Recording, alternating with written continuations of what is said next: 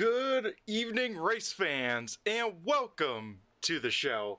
I'm Brett the Jet in the booth with Turn 3 Racing Network, and tonight we have a good one here because it's probably one of the most chaotic races on the schedule. Super speedway racing at the biggest oval there is. You see it right there on the wall, Talladega Super Speedway, here for a race number 13 of the Riptide Radio Next Gen Series. Of course, tonight is the Yellow Better 200 presented by Riptide Radio.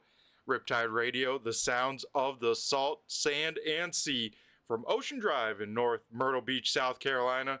We got to give them a big shout out here for coming on board with the main sponsor here and looking at the times here.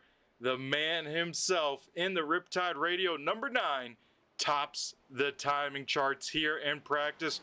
Jeff Barefoot, quick time here in practice, but that's all going to change here because now we go to single car qualifying. Best of 2 laps will determine the starting order for tonight's 80 lapper here tonight. Last week we saw Johnny Barker pick up his first win of the season in an exciting race, an exciting finish to end that one, and that one was definitely a barn burner. Quite a little bit of yellows overall, but the race and that finish definitely worth it there. Barker coming across the line sideways, able to pick up the win. Him and Kenny Reel both drifting out of that final corner as we get cars rolling to the speedway. First driver we'll take a look at here, the number 9 machine. This is the fastest car in practice. It is Jeff Barefoot slowly getting that thing up to speed. We'll go down the backstretch of the Talladega super stretch here. I'm gonna take his time getting up to speed here. Might be the new tricks of the trade to let's say qualify here on iRacing with these next gen cars. So like I mentioned before, 2-lap qualifying, going to take your best lap time. 5 minutes to get your qualifying runs in, so not a ton of time here, but definitely enough if you can make sure you get your lap down. And luckily pretty straightforward, you know, probably going to be winding it up lap number 1 against the wall, then lap number 2 trying to hug that yellow line as long as possible, as well as keeping that wheel as straight as possible, trying to keep every 100th of a second with you here at qualifying because that's how tight times will be. And a little trade secret here from yours truly. At Daytona, we'll see drivers kind of cut down below onto the apron coming to the start-finish line. Here at Talladega, since the start-finish line after the tri-oval, we will not see that here because you just scrub too much speed in any race car that comes here to make that work. So, taking a look here, Eric Holly, first driver to post a lap, a 54.08 for the number 7. Now Caleb Habb clocks in a 54.26. So this is the first time lap for Barefoot here. Definitely throwing this one away, running that middle line. You see him drop down to the inside. This is where it's going to count. Barefoot 54.25 for lap number 1. Brandon Guerin goes a 53.55. So probably Guerin lap number 1 running the bottom.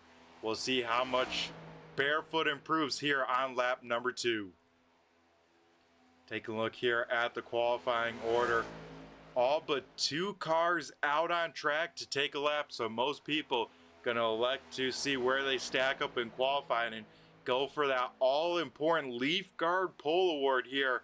That, of course, $5 credits here for the driver that walks away with that last week. It was the race winner, Johnny Barker, walking away with 2 kind of big prizes at the end of the day. We'll see if someone can do the same here tonight.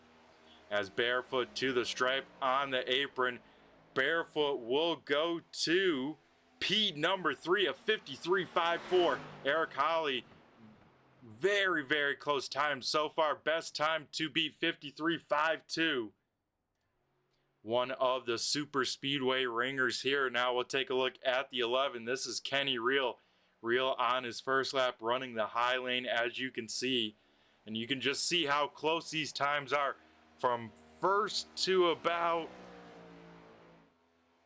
10th there, 10th or 11th, all separated by half a tenth of a second. So these times very much on top of each other here, as we'll see Reel here take lap number 1 in the books. Here is lap number 2 will creep all the way down to that inside yellow lane. Reel gonna see what he has here on this one lap for the number 11, because after this won't have enough time. Already 4 minutes and 30 seconds into qualifying, as we have had 21 of the 24 cars take a time here tonight. Right now, Eric Holly with the quick time, Frank Zingen second, Jeff Pogo, our points leader, third, Jeff Barefoot fourth, Brandon Guerin rounding out the top 5. But here we go. It looks like Kenny Reel won't get enough time to cross the stripe. Christian Delgado goes to P number 10 there in the number 31, and Kenny Reel will not, so he will start at the back of the field. But real quick here tonight for Eric Holly, big congrats to the number 7, and we will go right after this to trackside for the grid. But big congrats here to Eric Holly here tonight in that number 7 machine, walking away with the Leaf Guard Pole Award here, and will lead the field to the green flag.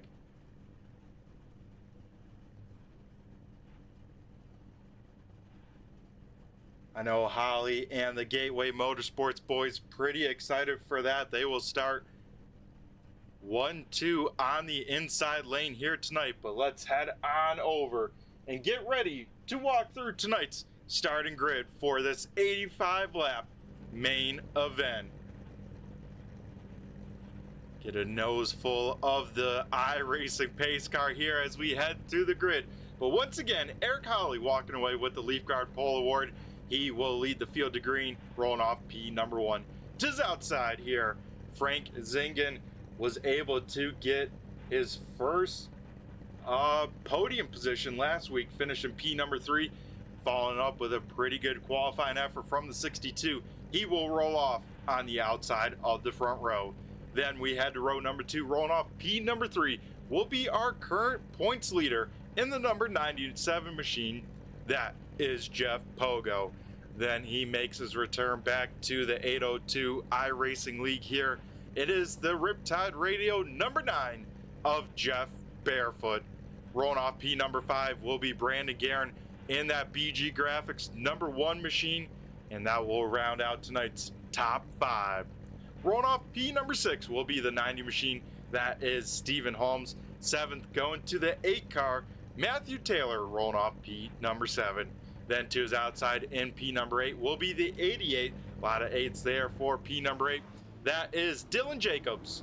Then we head to P number 9, last week's winner, and an exciting finish. That will be the number 6 of Johnny Barker. Then to round out the top 10 here tonight, just got into it at the very last second, that being the 31 machine. Had internet trouble last week, is able to make the show here tonight, the 31 of Christian Delgado. Then we head to P number 11. That will be occupied by the number 2. Piloting that machine is Nick Larson. And to his outside, Justin Branaham in the 58 will start P number 12. 13th going to Ariba Caton in the number 30 machine. To his outside, the 21, that is Rob Lowell. Starting P number 15 is the 47, that is John Buell. 16th going to Ethan Pimpley in the 29. Eli Raposa in the number 46 will roll off 17th. 18th going to Caleb Hatt in the 27. 19th is Cody Brewer in the 12. 20th going to Jason Wiley in the 13. 21st is Tiffany Ellis in the 99. 22nd is Kenny Reel in the 11. 23rd going to Tustin Coggins, and starting shotgun on the field here tonight is the 69 of Chris Taylor. So that will do it here tonight for the starting order for race number 13 here of the Yellow Better 200 here. Excuse me, not even that. The YellowHammer 225. As if I could get my names right, it would be much appreciated. Of course, being presented by the Riptide Radio. Always got to shout them on out. So here we go. iRacing pace car will duck to pit road, and then a long time before this field can fire on off. 85 laps the distance here tonight at the Talladega Super Speedway here. Front row, Holly, Zingen, 7 and 62. We will wait for the restart zone, and here we go. We get these things up to speed close to 200 miles an hour here at Talladega, and we go green flag racing as the field will roar here into turns 1 and 2.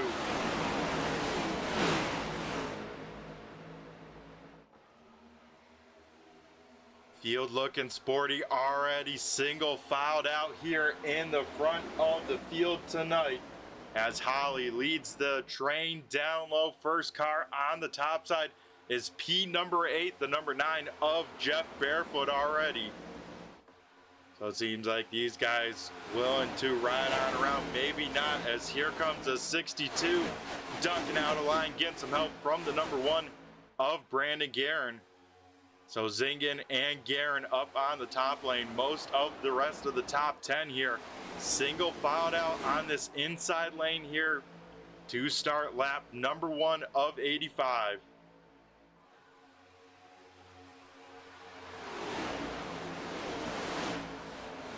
For the start of the race here tonight, most of these guys just gonna try and figure out who they want to work with, where they want to run, because other than that, it's all about fuel mileage and making it to the end as little mistakes as possible, because no one really has to push too hard just yet.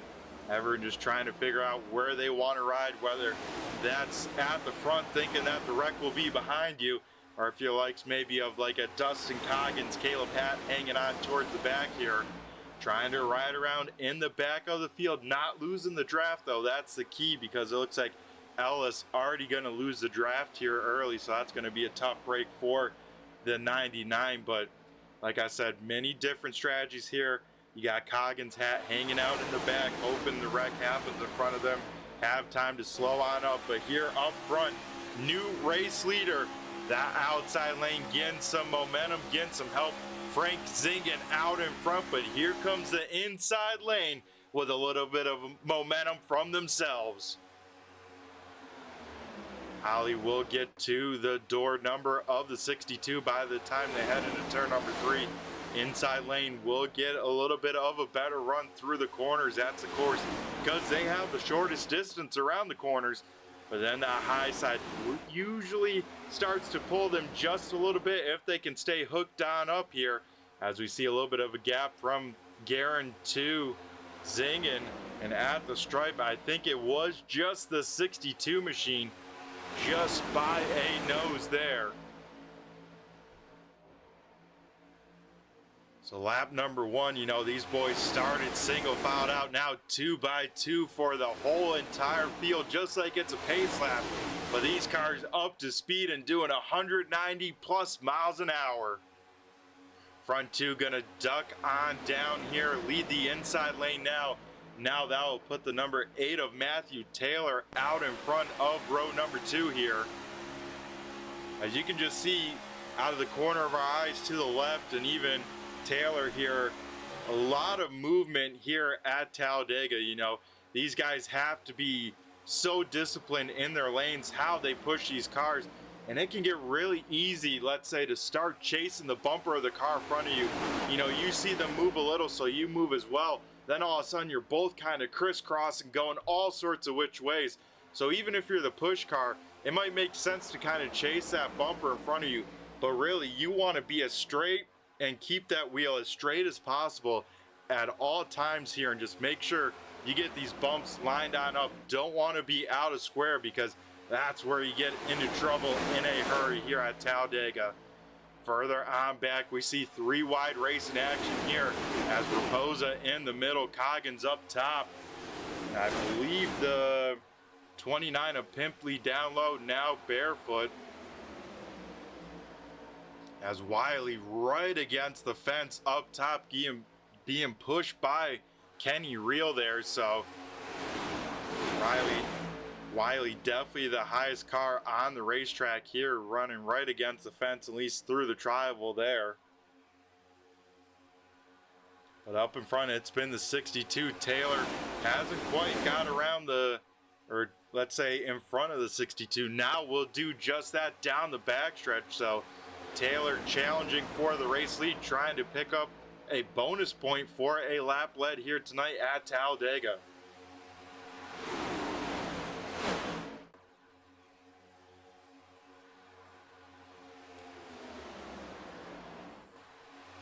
Side by side, 2x2 still throughout most of the field. At the line, it will be Matt Taylor. He gets a little out of sorts. We'll go down low. Brandon Guerin backs out of it. He will stack up the inside line big time. So here we go, three wide through the field now, as it looks like John Buell going to get stuck in the sucker hole, as it looks like Nick Larson will jump down to the bottom. Rob Lowell in that 21 yellow machine going to lead the very top lane now. So crisis avoided there, as Taylor gets a big push from Larson and gets all out of sorts there. Luckily, everyone paying attention, being very cautious as they should be this early in the race. We see Reel make an aggressive move from the bottom all the way top of three wide. Comes right across the nose of Jason Wiley. Almost loses that car, as you saw him kind of have to catch that car there. Man, oh man, even though we're already early in the stages, a lot of big moves being made here. Once again, three wide race in action.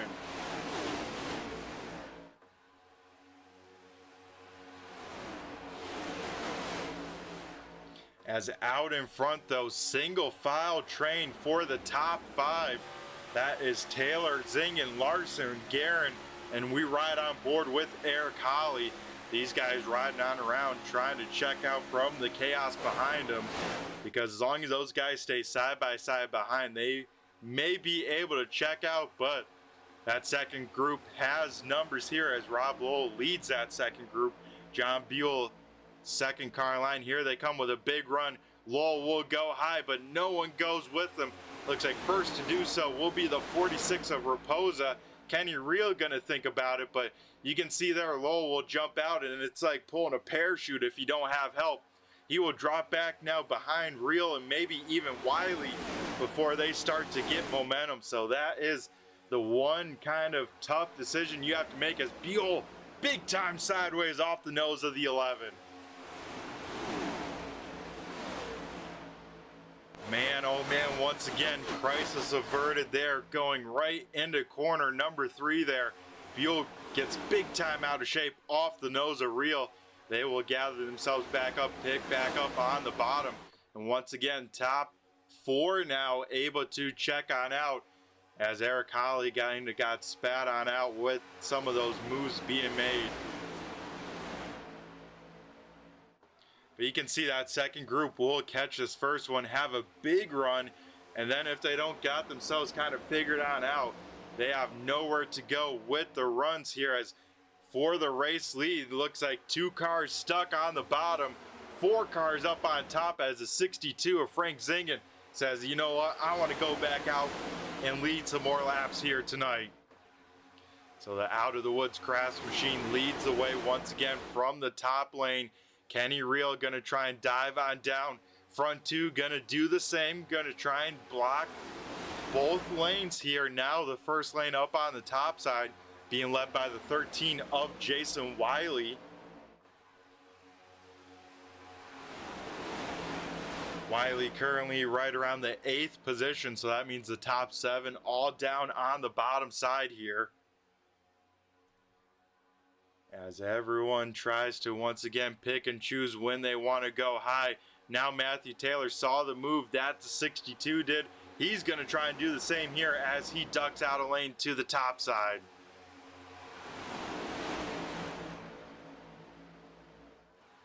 So Taylor gonna go even with Buell for P number 3. What kind of momentum can the top lane get? Because they have a lot of cars once again up on the top side. Buell will maybe get a little tight there, or maybe think about a block. I don't know there, but that puts Taylor way up top. That could have also been bad if they got hooked together, but no harm, no foul here at the moment. Looks like Taylor not gonna have any damage from that contact in the tri-oval. Definitely travels a tricky spot because those lines tend to be wider than the cars are. So, you know, you're really determined on where the cars want to go here. As, oh man, Brandon Guerin down on the apron. Not sure what happened there. That will definitely check up the inside lane big time here, as it looks like Taylor able to get back out front with Larson.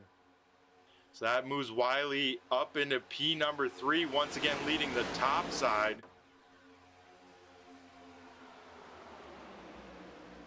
So once again, that 2-car of Nick Larson looking pretty strong here, as he is one of the guys, you know, trying to make it happen, and one of the better pushers it seems like here tonight.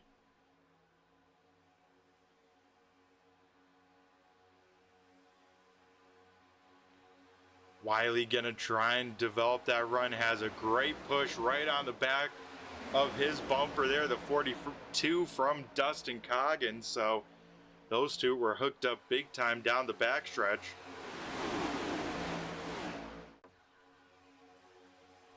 As once again, they'll stay about P number 4 of the cars on the inside lane. Kenny Rio thinking about making a 3 wide in the middle for the number 11. We'll have to back on out of it just a little bit. It looks like he may get stuck down in the sucker hole here, as he does get some help from Coggins and Wiley. So it looks like 3 wide here, as the 21 of Rob Lowell gonna go way to the top side.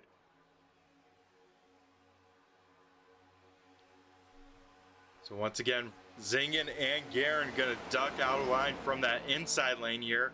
Gonna get some help from Buell, but we take a look here at some 3 wide racing further back in the pack here. It looks like it didn't really work out either of them for Rio or Lowell, because they're both falling like some rocks here through the rest of the field, and have to wait to try and get the momentum work back into these race cars.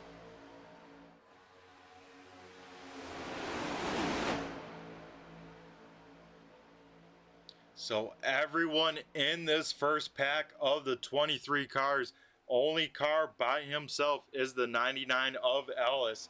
Lost the draft. I think lap number 1, has not been able to reclaim it, as the field gets about half, I want to say now a quarter track to lapping the 99 for the first time here tonight.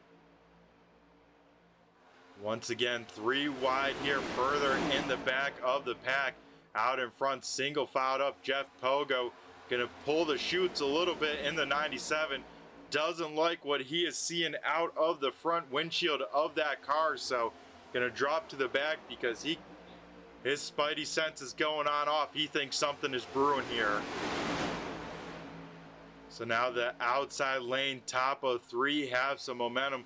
They will go now down to the middle lane here, as Zingen back out in front was able to get around Taylor. Here comes now Buell and Johnny Barker with a bit of a run. Barker will go all the way to the top of 3, and he will get picked up from Taylor. Looks like Buell may get picked up from Kenny Reel here. So 3 wide now further up in the pack.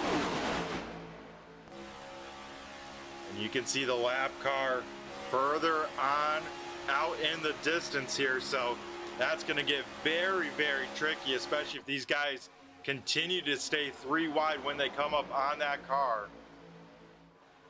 Johnny Barker kind of in the middle, no man's land here. Will get stuck to the middle of 4 wide, as Barker will go around here. He will try and hang on to that car, but no yellow flag out, as the 6, a tough break, last week's winner, will get, I believe, turned here, but they somehow stay rolling as we see quite a bit of cars with some damage, but that will definitely break up the field.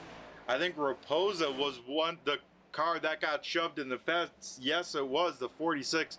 Broken left front. Johnny Barker with big time nose damage for the 6. So these guys can come down pit road, get that fast repair, but will at least be a lap down. As it looks like Ellis will go a lap down here. Everyone probably calming on down just a little bit. Zinging out in front. Guerin second. Delgado up into P number 3. Jason Wiley fourth. John Buell, rounding out the top 5 as they run. We'll try and go back here a little bit, see what happened to Johnny Barker, as, oh, that's a little bit too far back. As, of course, don't have it right here, trying to get the camera guys all working together, but you can see the 6 of Barker, you know, trying to lead the top lane, but kind of goes in the middle of no man's land. So Taylor will try and make it 4 wide here. Kenny Reel stuck in the same zone as Barker. Can make 4 wide work here at Talladega, but it is very tough to do. So then Barker tries to slide in right behind Reel, and then it is Caleb Hatt trying to once again force it 4 wide. Doesn't get off the loud pedal, looks like just turns the 6 there as they were fighting for the same real estate. And then it's Barker just slowly spinning across the line. Man, Rob Lowell got lucky there, and oh, tough break. Jeff Barefoot with only a little bit of nose damage. That could have been a lot worse, but I don't know how the rest of the field did not wreck there, because then you see Raposa come down the track here. I think get a piece of Brannahan, maybe just a little. Jacob's going to try and avoid. We'll get the back of the 46, and looks like Stephen Holmes will get tagged as well. So about 5 cars with some damage. That did not bring out a yellow. Just as we go back live, we get a yellow flag out on the speedway. Gonna try and figure out what happened.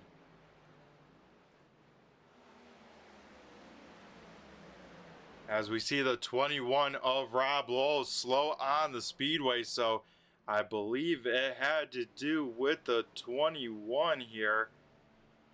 As yes, it looks like it is. So we'll go to the turn 3 replay for the second time here tonight, but the first time to bring out our first caution here tonight, as that kind of group that got shuffled way further on back here from that initial incident. The 21 of Lowell trying to get in front of the 30 of Caton, and just not enough room there. If the spotter said clear, not enough time to react. The 30 was coming with a little bit too much momentum there, and that will spin the 21 around, give the 30 a little bit of damage. Does he save that race car? Looks like we'll tank slap the outside wall pretty decently for the 30 machine, as the rest of the field gonna try and go on by, but that will bring out the first yellow. But a good break if you're a fan of Ellis, Barker, Raposa, and Jeff Barefoot. All those guys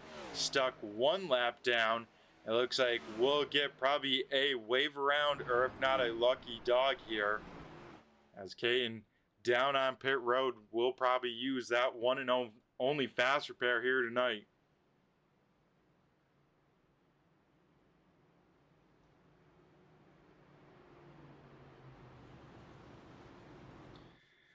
So we will watch the field now head down onto pit road here tonight, as a lot of cars making their way. Probably will be the whole field, as yes, it will be. Everyone's going to probably come for 4 Goodyear tires filled up with fuel. They won't quite make it to the end on field just yet, but we'll make it a one-stop race here after this point. So going to keep an eye here at the end of pit road, see who wins the race off of pit road. Looks like Jeff Pogo first to roll, but I think he missed his pit box. Yes, he did. Pogo did not pit, so we'll have to come around another time. But the winner off of pit road 62, Frank Zingen, Brandon Guerin second off pit road, Delgado third, John Buell, and then it is, I believe, Wiley over Dustin Coggins for fifth. Excuse me, no, it was Coggins over Wiley, just beating him out there. As looks like Pogo's going to stay on out, but at least roll through pit road. So with that, I think he will lead a lap. So I'll put the 97 machine, give him a bonus point in this title fight here. But I believe if I was him, he would be coming down this time. I should say this next time.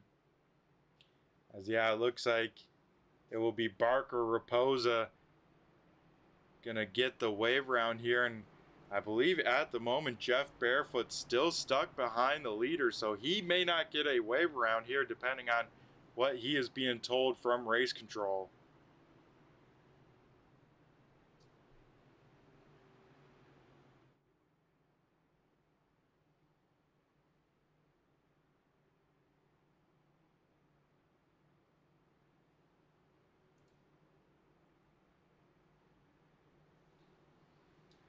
"22 laps here in the books here tonight.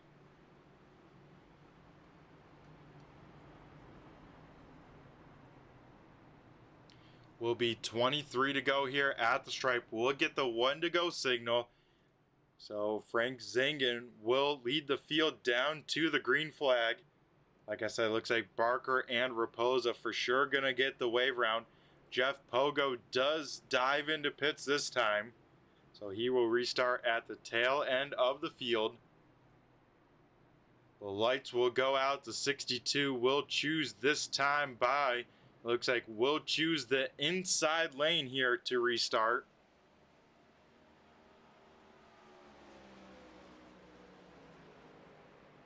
Everyone else going to double file on up. Oh, it's trouble here under pace laps.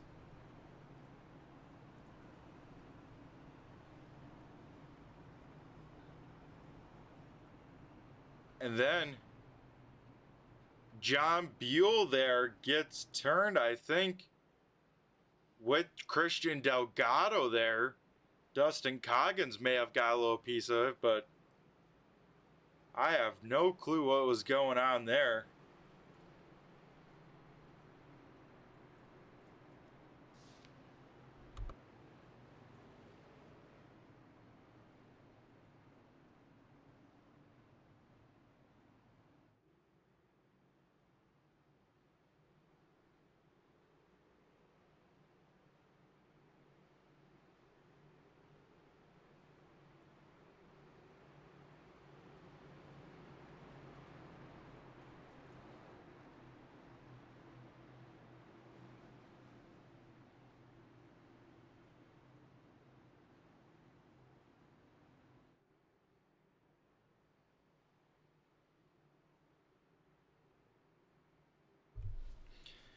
All right, so here we go. First restart of the night.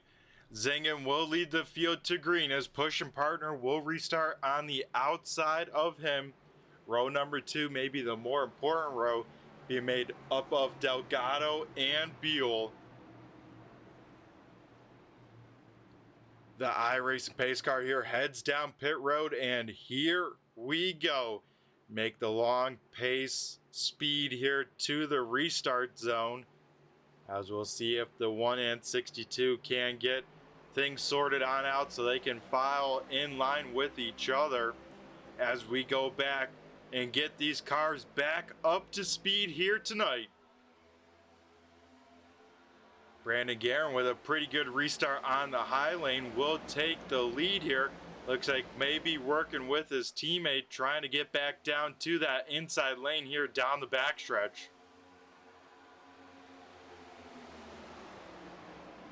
So Guerin will lead the pace here, as it looks like most cars now going to elect to go to the high side. So it'll be Guerin and Buell leading the way here. But here comes Zingen with a big push from Delgado on this inside lane. 3 wide further on back here as Zingen will go to the top side. Will pick up Brandon Guerin. Those two will lead the way as one car goes around. 27 of Caleb Hatt.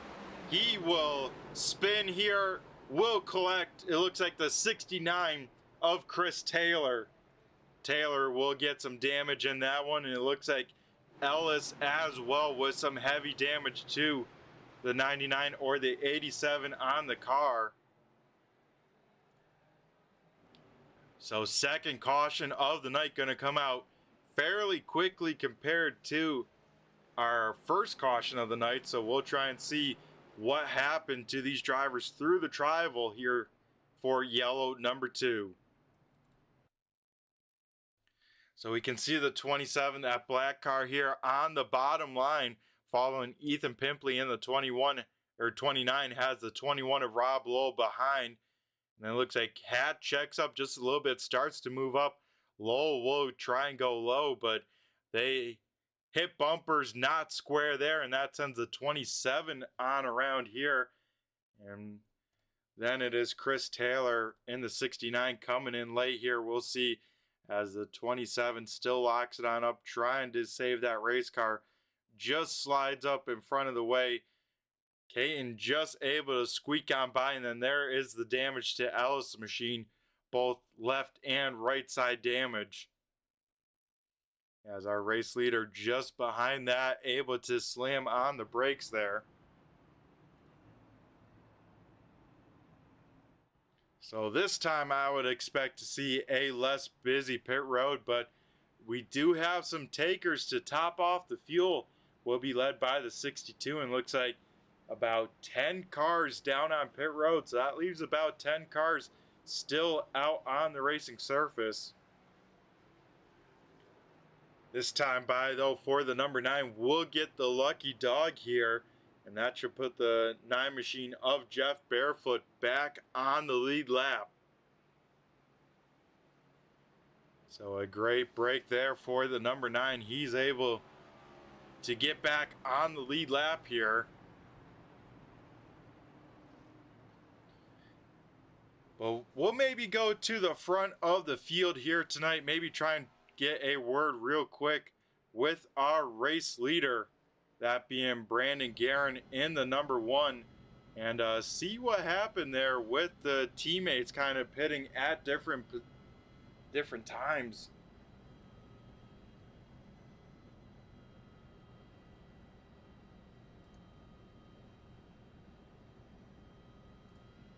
Jason's 13, that's why. I was like, hey Brandon, do you got a copy? It's Brett the Jet in the booth here.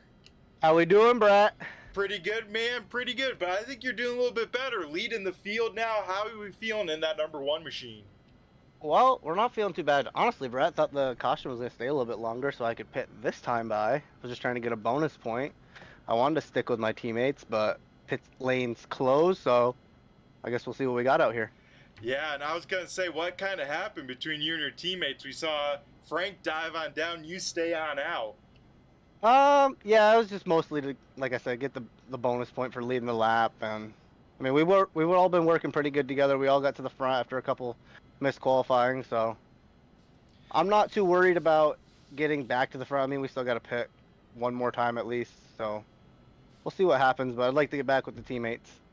Yeah, for sure, man. And overall, this race, you know, it hasn't been super chaotic towards the front, mostly 2x2, people getting runs, taking them.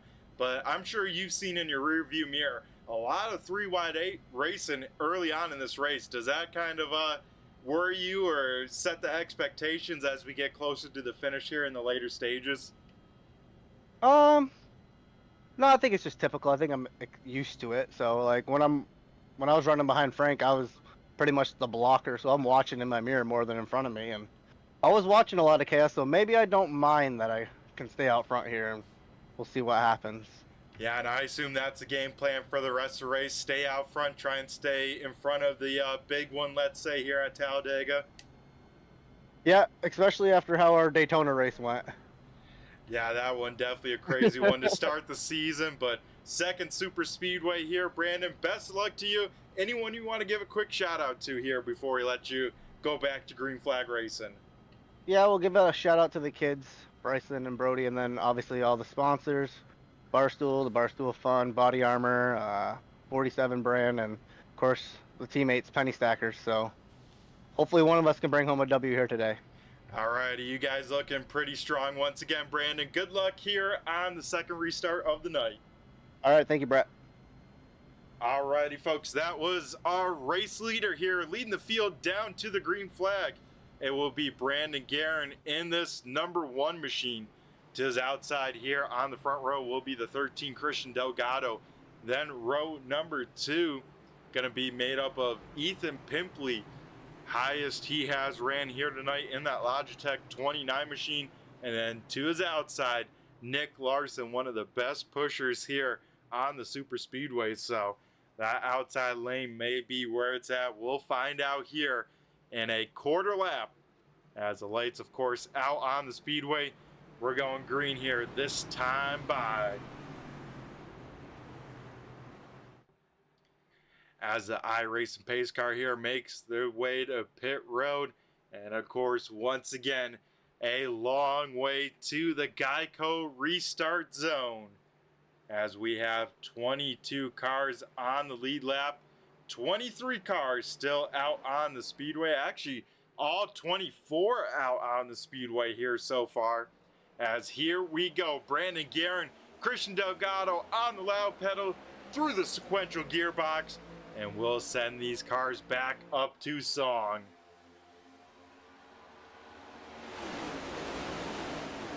So far, pretty even for the front 2 here.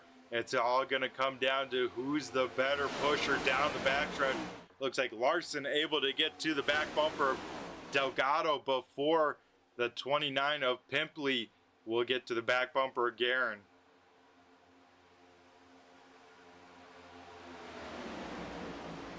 So Delgado and Larson both clear. Will dive down after maybe a little hesitation there on entry of turn number 3, but by the time of exit of turn number 4, they lead the bottom lane now.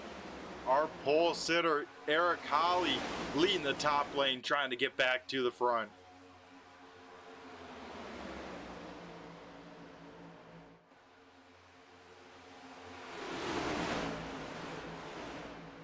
So Delgado leading the inside lane. Here we look at Eric Holly leading the top side, getting pushed by the 46 of Eli Raposa. So far, biggest mover of the race at the moment is the guy third in the top lane, Dustin Coggins, up 19 now positions from where he started. As it looks like Raposa gonna get shuffled on out. He will get put to the top side here and will probably fall pretty far back here at the moment. With that, Larson ducks down to the inside lane. Now it is Coggins himself leading the top lane here on lap 30. So with this going on further behind Eric Holly, Christian Delgado able to start to walk away from the cars behind.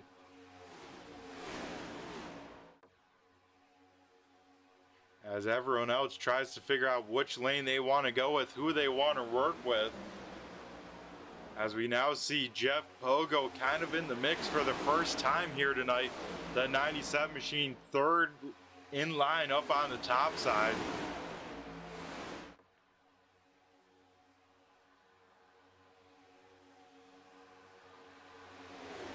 Now it looks like Pogo, just as I say that, will pull the chutes, head towards the further back of the pack here.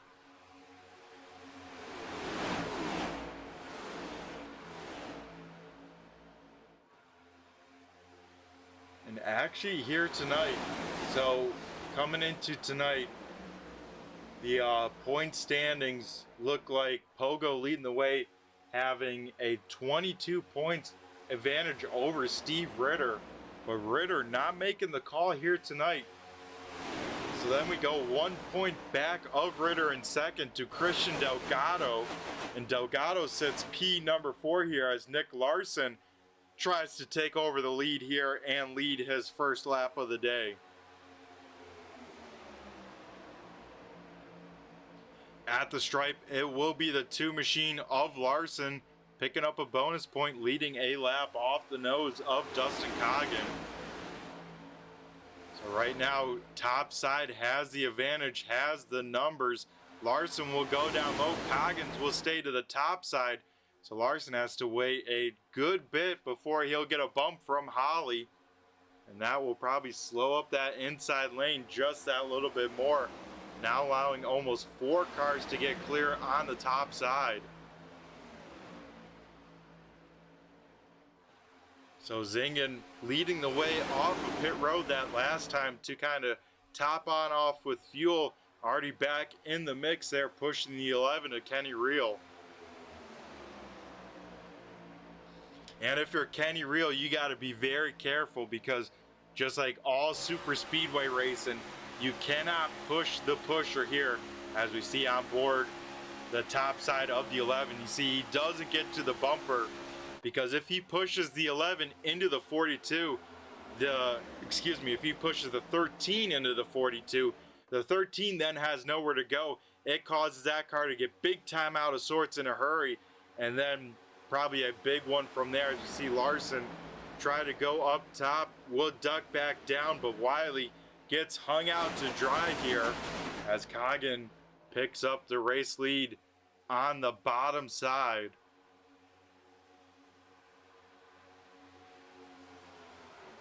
So top 4 starting to break away here. Nick Larson kind of by himself.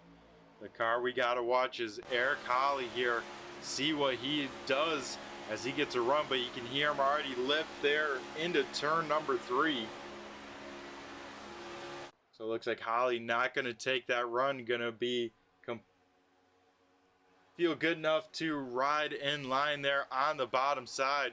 Looks like Wiley will also jump down to the bottom side.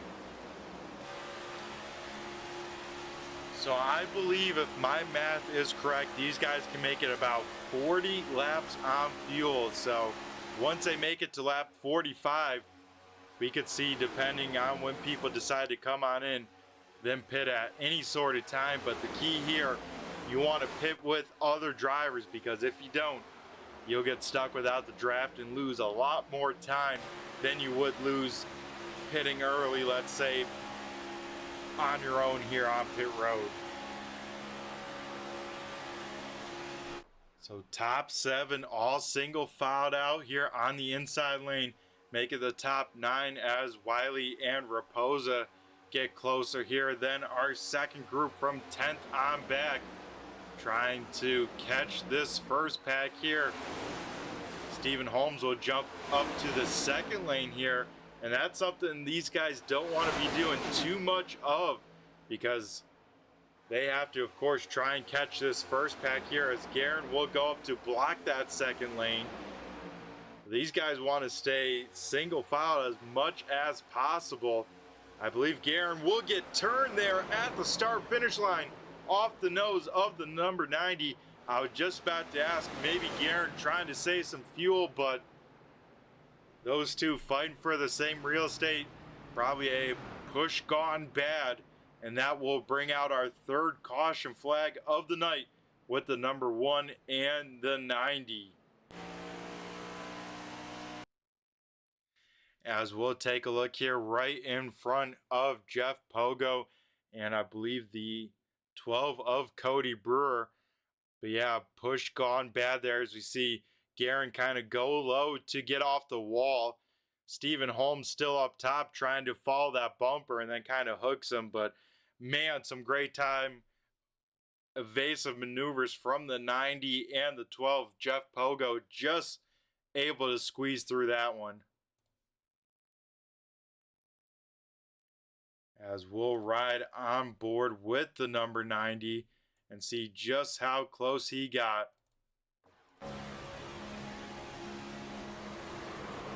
And whew, doesn't get much closer than that, folks.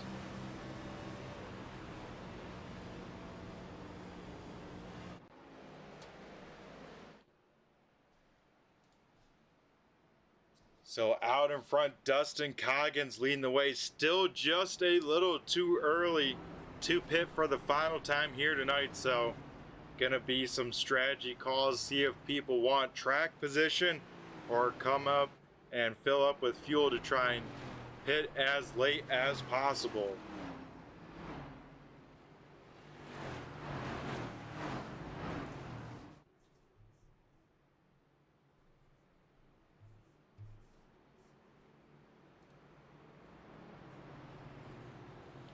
as we are under our third caution of the night, front two, and it looks like most of the field down on pit road here tonight. So it looks like most everyone gonna come down pit road.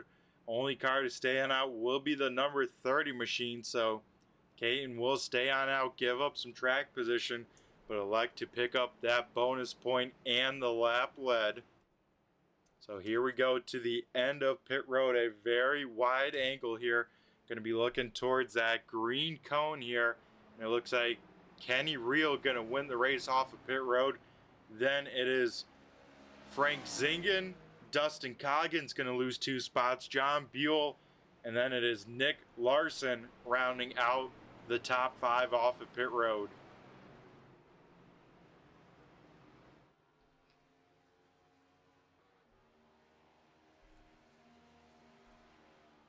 So it looks like the 30 machine of Caton and the 27 to Caleb Hatt both gonna stay on out.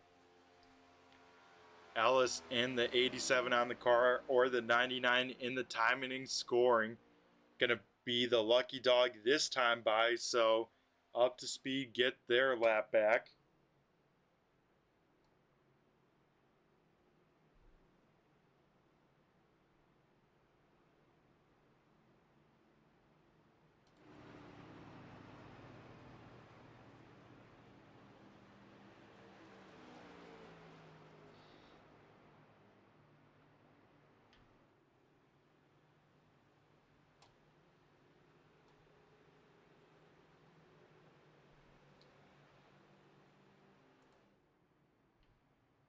As I believe this time by, we will get the 1 to go signal. We'll see how the choose works on out. See if the 30 or the 27 decide to dive down on pit road. If not, those 2 cars will be the front row. We're going to be on their own island, let's say, for pit strategy. Going to have to hope for a yellow before coming on in. It looks like they will stay on out, so this time here at the stripe, the number 13 of Arabia gonna pick high or low.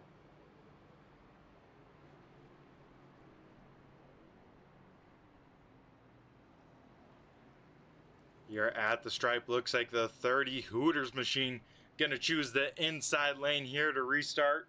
So I'll put him in front of the 11 of Kenny Reel. So closing in on the halfway mark, but restart number 3 about to get underway. Right before that here, folks, we got to go to a quick commercial break, 30 seconds. All it's going to take here, not going to miss any racing action. On the other side, we will get ready for the 3rd restart of the night with a little bit of split strategy. We'll be right back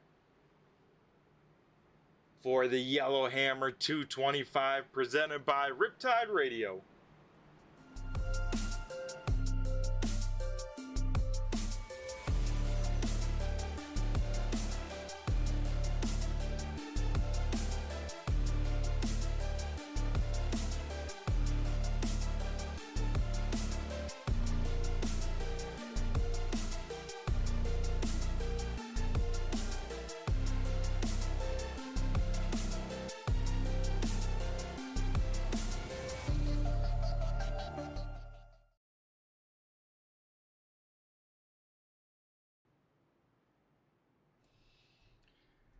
Here we go, 3rd restart of the night, gonna sit high above the stands here on the front stretch from the spotter stand here on the restart.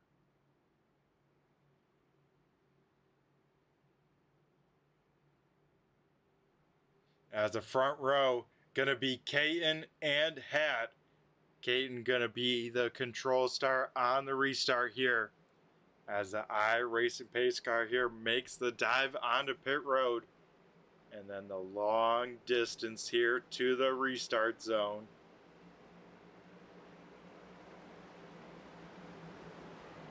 And through the tri-oval, the 30 machine on the loud pedal. Here we go. These cars will get back up to song. And already some cars diving out of line, making it 3 wide here early. Caton and Real gonna check on out here in front.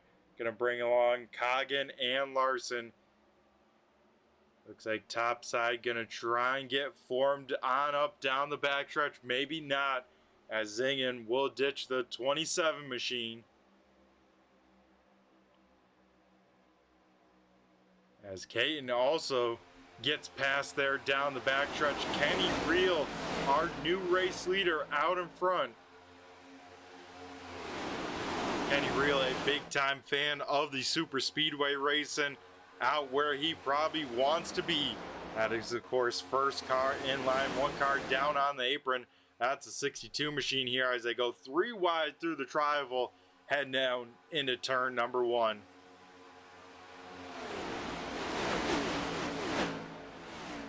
Top 6 single filed out on the inside lane, trying to check out from the second pack forming on up.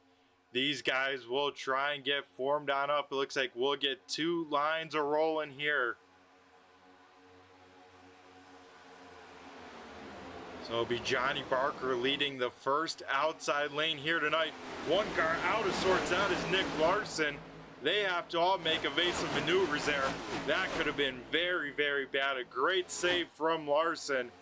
But that will check up this field big time as the top 4 gonna try and pull on away. But here we go, 3 wide here further on back.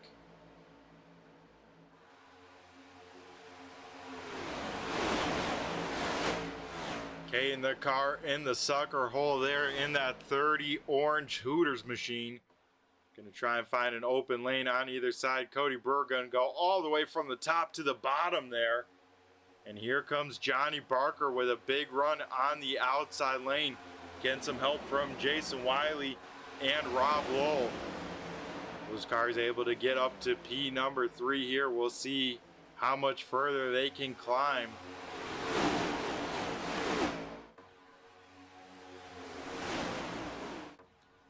This time by at the stripe, Kenny Real will see the cross flags. Halfway home, halfway to go here at Talladega for the YellowHammer 225, presented by Riptide Radio. Barker now going to get sent out by himself. Has 2 teammates behind. We'll have to think they'll go up with the number 6. Wiley's going to get some help from the 62 machine further up front.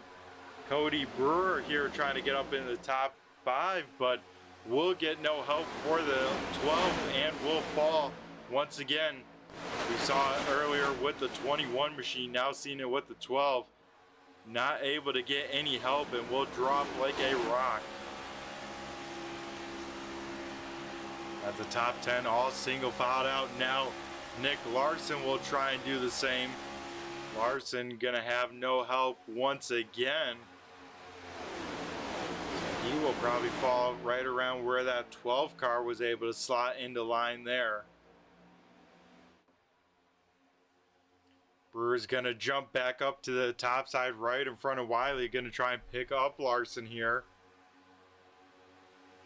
So here at the moment, Larson gonna lead the way of lane number 2 out in front though. Kenny Real being pushed by his teammate of Dustin Coggins. Gonna lead the field here tonight.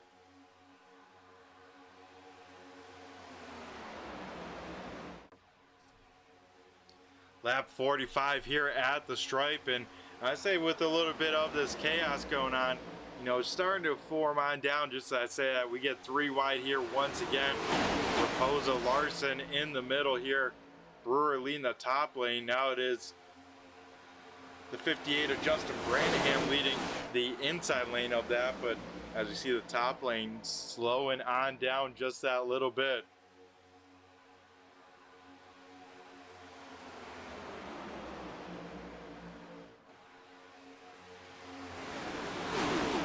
Brewer's starting to get it wound back up on that very outside lane here tonight.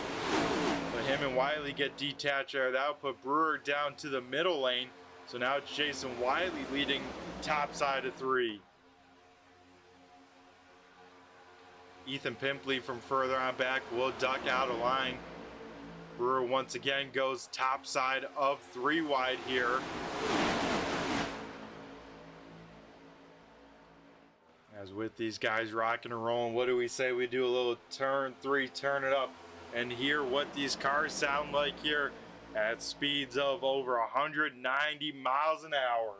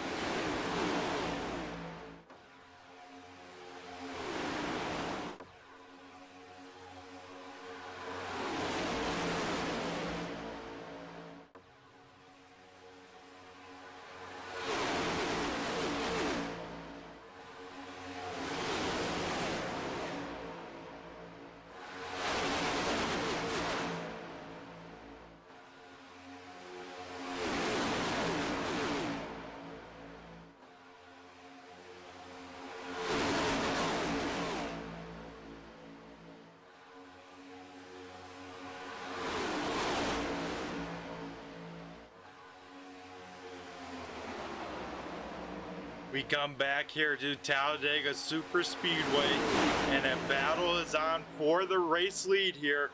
Kenny Reel under fire from the outside lane, being led by Ethan Pimpley in that 29 machine. Pimpley will get stuck on his own, able to go down to the bottom side here. Will he have enough of a run? Looks like no, so Pimpley will not lead at the stripe. One car hard in the wall. That's the 62 of Zingen. And then they are wrecking into turn number 1 there, as it looks like the 13 of Delgado will get Wiley there late. John Buell also involved. And quite a few cars involved in that one here, as it looks like Brewer maybe with some damage. We see Delgado involved, Rob Lowell, also John Buell with some smoke out of the back of the 47. As 4th caution of the night coming out just after the halfway point here. Gonna try and figure out what brought out the yellow. It started with the 62 of Zingen here. Zingen already into the wall there. And then as people coming on back, it looks like maybe the 47 of John Buell gets maybe a tap from Rob Lowell, or for sure gets into the door of Delgado, and that sends all of them big time hits into the wall there, as we'll try and see one more time, see what happened. We'll try and send it back maybe a little bit more, see what happened in the initial. Got to keep sending it back. So watching the 62 and the 21, it looks like Zingen just coming down the track a little bit. Lowell was there. Lowell trying to make the room maybe a little tight there. But then right after that, we got to keep an eye on the 47. See what happened to Buell. So the inside lane checks on up there as they get to the back bumper. And man, still not a good view. See if the 47 got a tap from the 21, and that sent him down into the door of the 13. But overall, quite a few cars. I mean, 4 cars with some big time damage there. And then you'll see the 13 of Delgado come back down. and then just nick the right side of Wiley's car. And that sends the 13 spinning.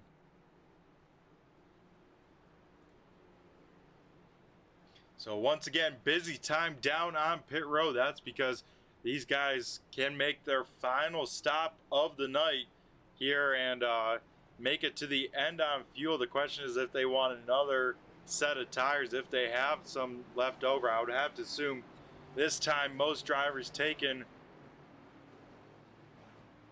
looks like most drivers actually taking just fuel here, as the top 6 all just doing that. The first driver to take tires looks like Caleb Hatt, who will roll off P number 7, but top 6 going for some track position, just taking fuel here.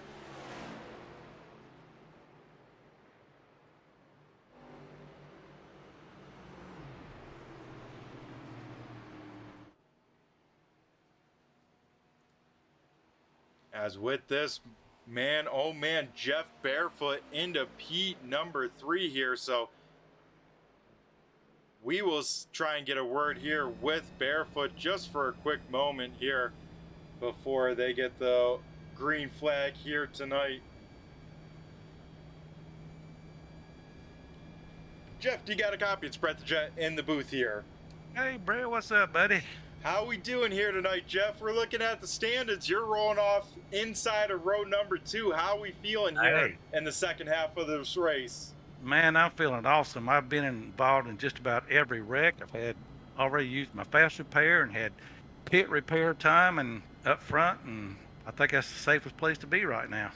I think it is as well. You know, you're going to be in the catbird seat here, have one of the best, let's say, super speedway racers here, Kenny Reel, out in front. I mean, what's the game plan here for the rest of this race? Still stay in line, and still got a little ways to go, and if I can get my teammates up here around me, and we'll see if we can make a train out of this thing and take it to the top. Yeah, that would definitely be awesome here. Like I said, sitting in a great spot here. Of course, Jeff, we got to bring up your sponsor, Riptide Radio, coming on board, sponsoring the series for another event. I mean, how awesome is that? And Riptide Radio itself, such a cool thing. Can have it now on an app. I'm sure you have some more to say about how great Riptide Radio is. Yeah, Riptide's a fun little streaming radio. It's a free app. Good friend of mine's a DJ there in the mornings, and they just play some of the best old music, Motown music, of course Carolina beach music, and it's just a fun app. You just never know what they're going to play. And I gotta ask, Jeff, with you being a music person yourself, what's your favorite song? Oh, good Lord. There's so many on the Carolina beach music. I couldn't pick one song for nothing. Because I know most of the bands, at least 1 or 2 members in the bands, and I'm friends with them, and I just go catch them every week down here at the Ocean Drive in North Myrtle Beach, and one of the bands are always playing at a club down here. That's why I'm missing so many races. I go see the bands play. Oh, that's awesome. You can't beat live music, can you? Absolutely. Cold beer and fun music. Yeah, I can't beat that setup. Jeff, definitely jealous of when you get to do that here, Jeff. And looks like getting ready to go back green here. So before we let you go, anyone else you want to give a shout out to here on the broadcast? I can't think too much right now.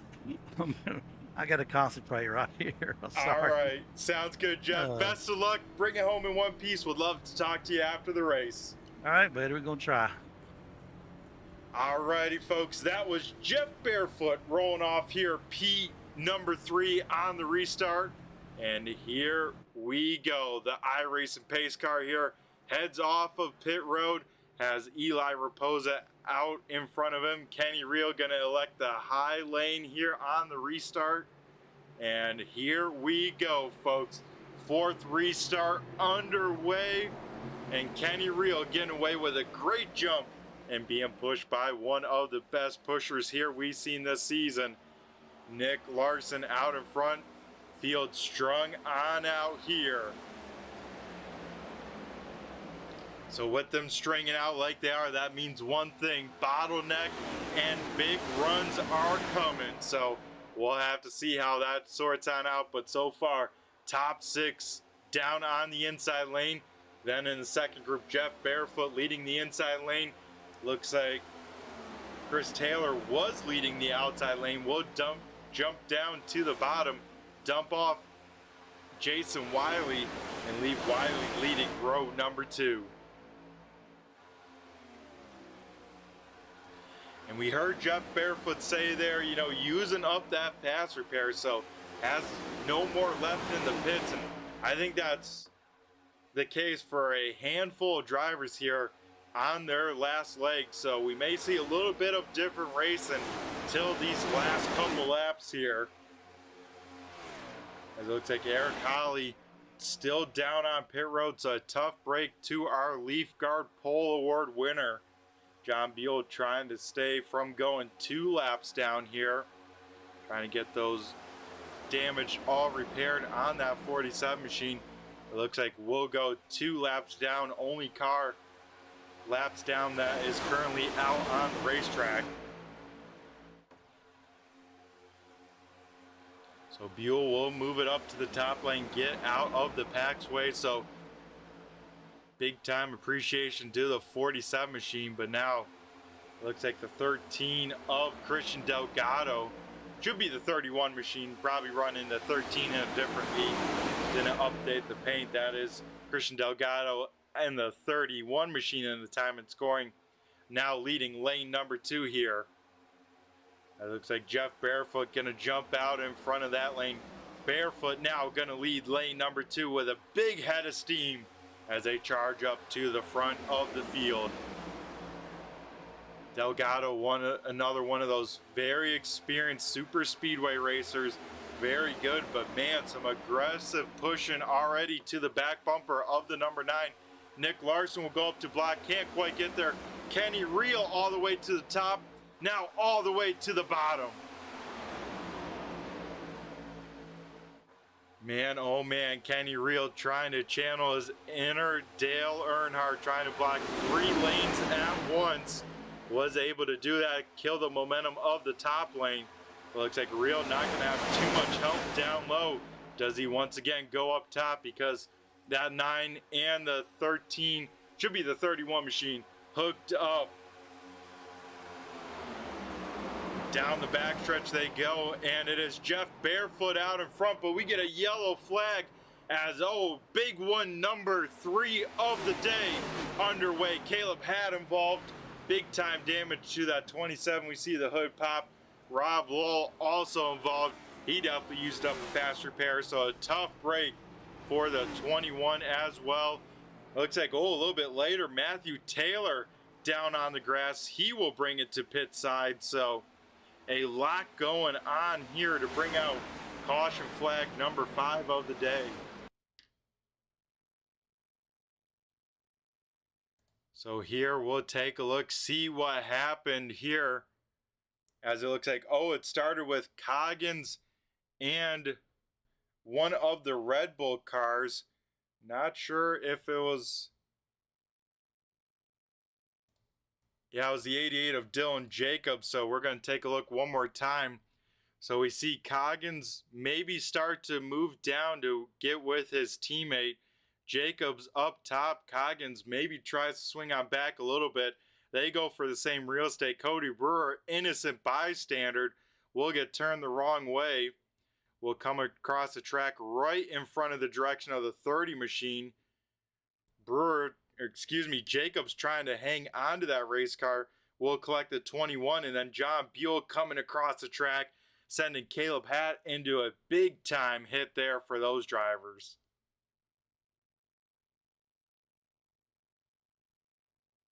Man, oh man, a lot going on here. And then further kind of in the back, you know, John Buell already 2 laps down, just trying to keep his nose clean to the end. And then it's Dustin Coggins coming back through, makes contact with Taylor there. I'm not sure what ends up turning the number 8 as he comes back on the speedway.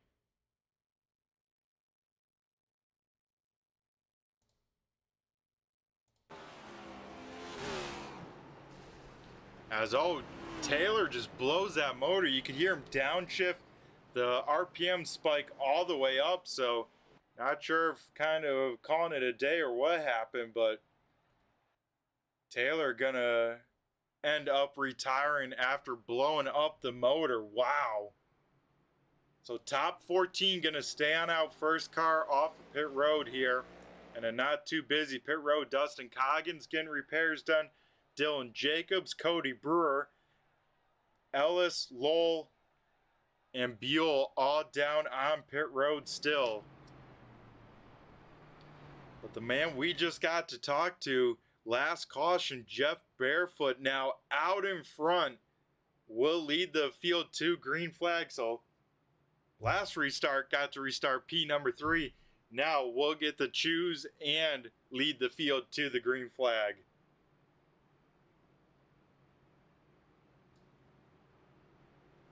So once we go back to green flag racing, it will be lap 60 of 85 here tonight. So gonna be a sprint and should start our countdown clock of 25 laps to go. So this race here getting into the late stages. You thought you saw some crazy racing?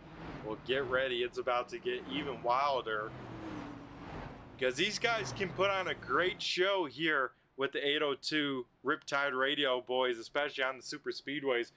Right before the actual Daytona 500 kicked on off, I got to race with a lot of these drivers here in this group and participate in a full-length Daytona 500. And I believe that finished there at the end of that one. 3-wide finish with myself, Nick Larson, and Johnny Barker. My memory serves me correct. I believe it was Nick Larson picking up the win of the 500.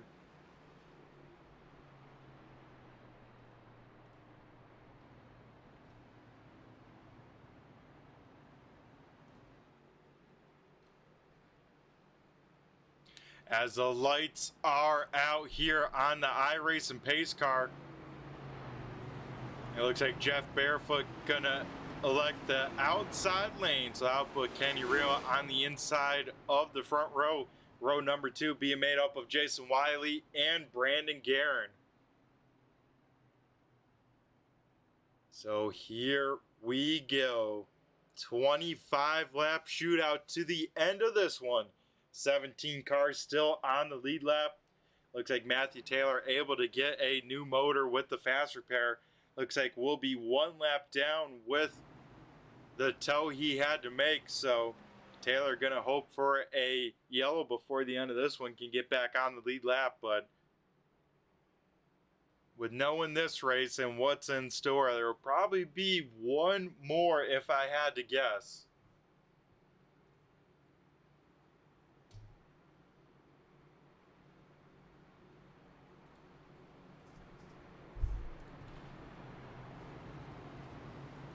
So I'm going to go take a quick look at Sim Racer Hub here as these guys get ready for restart number 5. If it would load, that would be a very nice Sim Racer Hub. Wanted to look at the stats, of course, of the Super Speedway. Here we go. So of Super Speedways, the winningest driver are 5 different drivers with 1 win.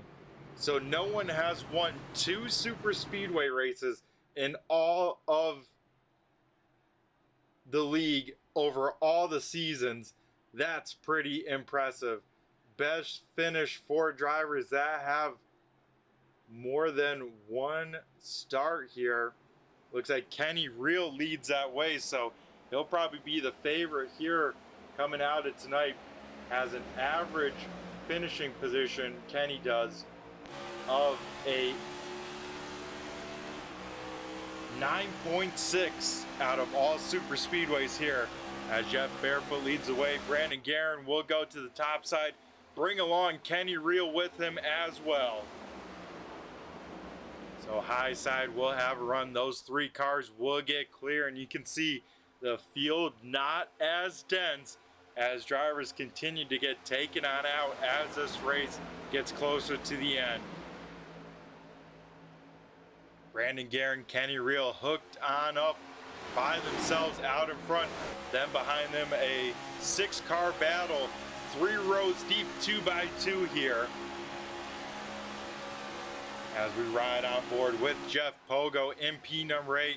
Then we have our now second group being led by the number 29 machine here, as these guys got to get themselves sorted out if they want to catch this first 8 group.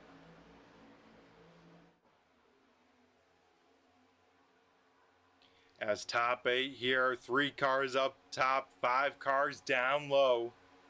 Stephen Holmes here has been quiet all race long, now up in contention here with 25 to go.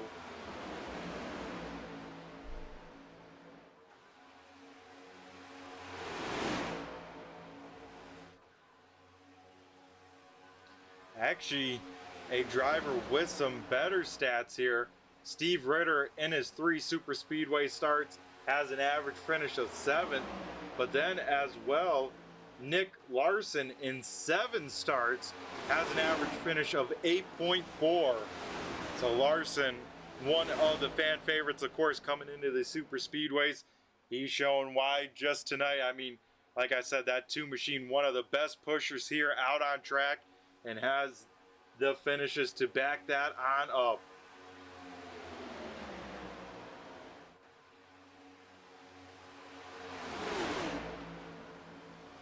First pack trying to get all sorted out because they just heard they have about a 3-second advantage. You can see on the left side of your screen, 3 seconds back from the race leader is Ethan Pimpley trying to lead that second pack up. They at least are all single filed out and making up ground, but if this first pack does the same, you know, that second pack's going to have a tough time to catch these leaders. And that looks like exactly what they're doing, trying to guarantee themselves the best finish.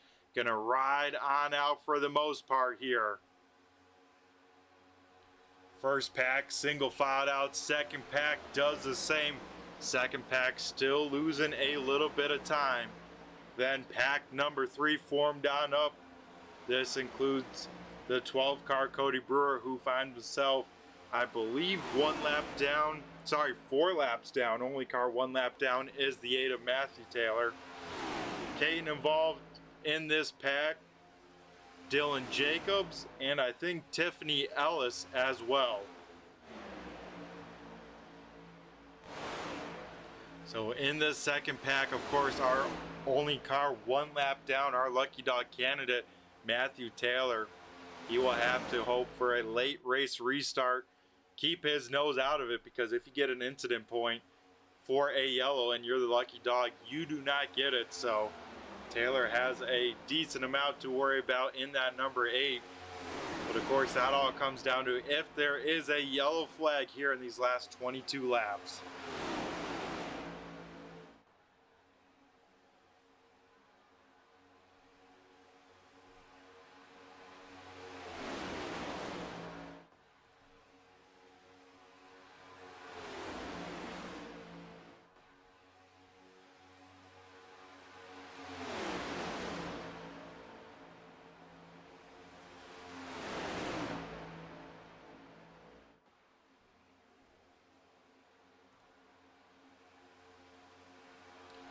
So here in Super Speedway racing here, looking at the stats, the driver with the most top 10s ever, leading the way with 5 top 10s in 7 starts, is Nick Larson. Then it's made up of Jason Wiley with 4 top 10s in 6 starts, David Lomaga, and then actually Frank Zingen and Brandon Guerin, as well as Kenny Reel. So a lot of cars with 4 top 10s in their starts as well. But it is Nick Larson leading the stats for the most top 10s at a super speedway. He's then tied with Jason Wiley, Kenny Reel for the most top 5, sitting at 3 apiece for all of those drivers.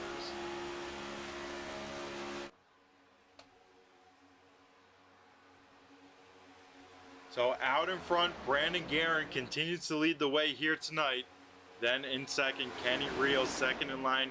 third in line, the 13 of Jason Wiley. Fourth in line, Jeff Barefoot. And then rounding out the top 5 is Nick Larson. As you can see, these guys all hooked up, doing nice and clean bump drafting here in this first pack. Able to draw out their advantage over pack number 2. Now it's a 5 and closing up to a 5.5 second advantage for these first 8 drivers. Pack number 2 gonna shake things on up, gonna try a different leader out in front. Looks like Chris Taylor gonna take over the point with Justin Branahan pushing. Gonna see if that can help close up the gap to the cars behind. Sorry, excuse me, the cars ahead. Cars behind, these guys not really worried too much about.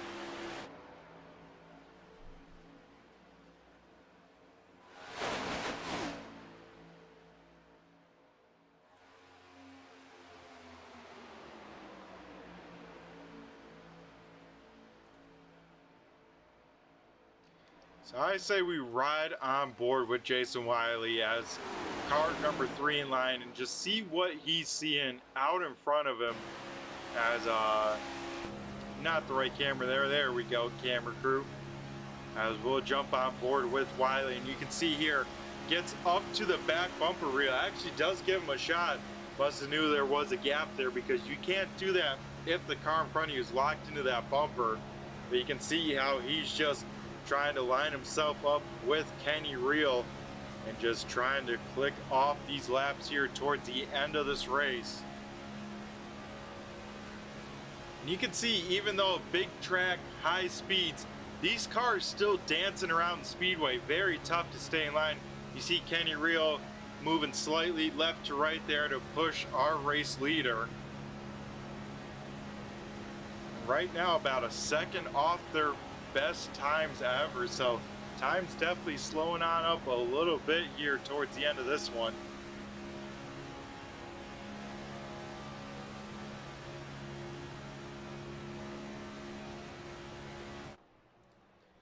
As we head a little bit further out and into the stands of Talladega Super Speedway, we go to the fan cam out here at the top of the bleachers here, right in front of the start finish line. And don't look now, but pack number 2 rocking and rolling a little bit better there. I'll keep an eye on the times, but they have closed that gap now to 5 seconds. So if they keep this pace, they might have a shot at this thing before it's all said and done. Last time by, pack number 1 ran a 50.29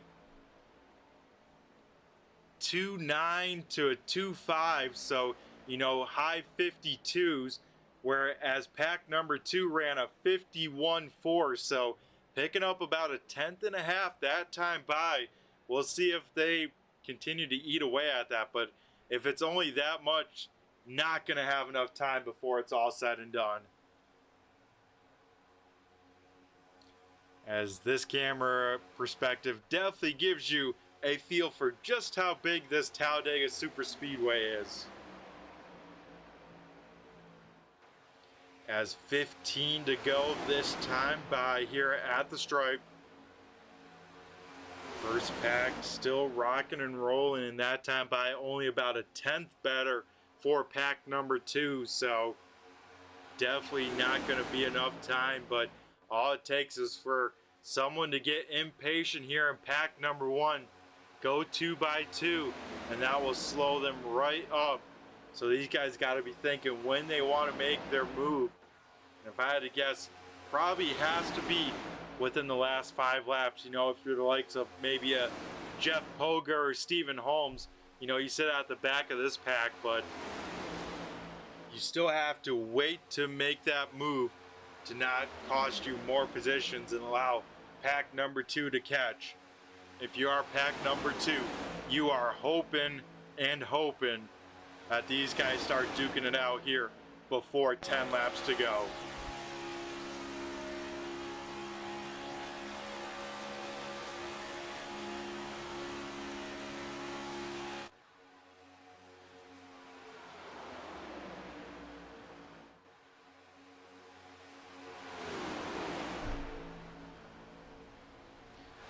Brandon Guerin been our pace car here in pretty much ever since that last restart here.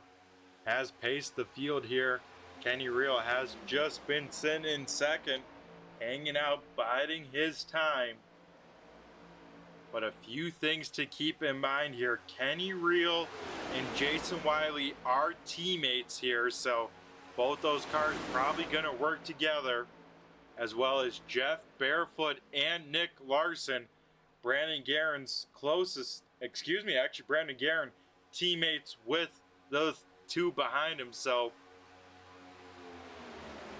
I had to bet a move probably not going to be made from our first three cars till that white flag lap. Of course, Frank Zingen also part of that Penny Stackers Motorsports, so they have 4 cars in this first 8-pack. Then the other 2 being Nick Larson and Jeff Barefoot of Wolfpack. And then all the way further on back, we got to look at Stephen Holmes and Jeff Pogo for Gateway Motorsports. So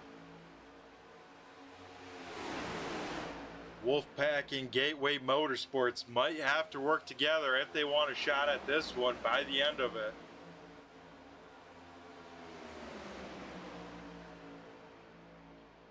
Chris Taylor able to get the gap now down to 4.5 seconds, so they are gaining time, but still not quite enough before the end of this one.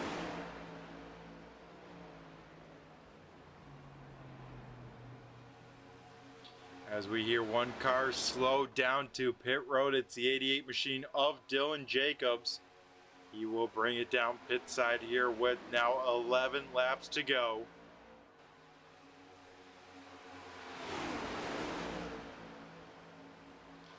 And these guys, you know, you see them fall off of each other, get back up. They're pretty much testing the runs and what they can get, you know. They want to see what they can do here in these next 10 laps before it actually happens. So they can get a little practice, see what kind of run, see how quickly they close up on a car, whether a car length back or anything like that. That's what they're playing around with right now. That's why you see these gaps. And another reason why the gaps are there is because these guys don't need to push hard, don't need to make any sort of crazy moves to end this one, because right now they're sitting in a great spot here coming up with this time by at the stripe. 2 open palms from the flagman. It is 10 laps to go. As we see the 30 machine of Caton go 1 lap down, so that will move 15 cars onto the lead lap. We'll see if Caton has enough of some momentum to stick with this first pack. It looks like he will not, so he'll fall into the clutches of pack number 2, and he will have to battle Matt Taylor for that lucky dog here.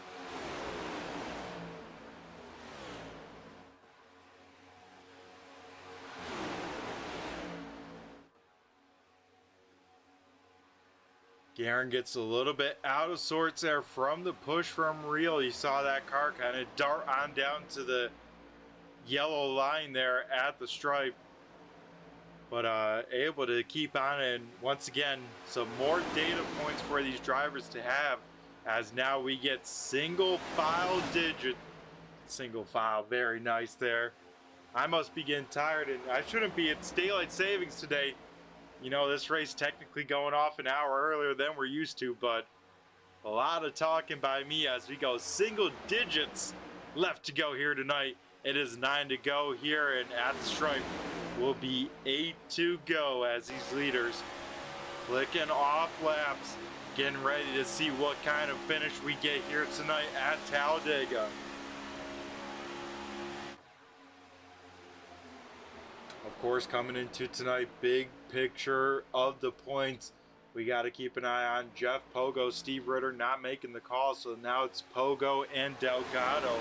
Delgado sits 14th, Pogo sits P number 7, and a little bit further on back,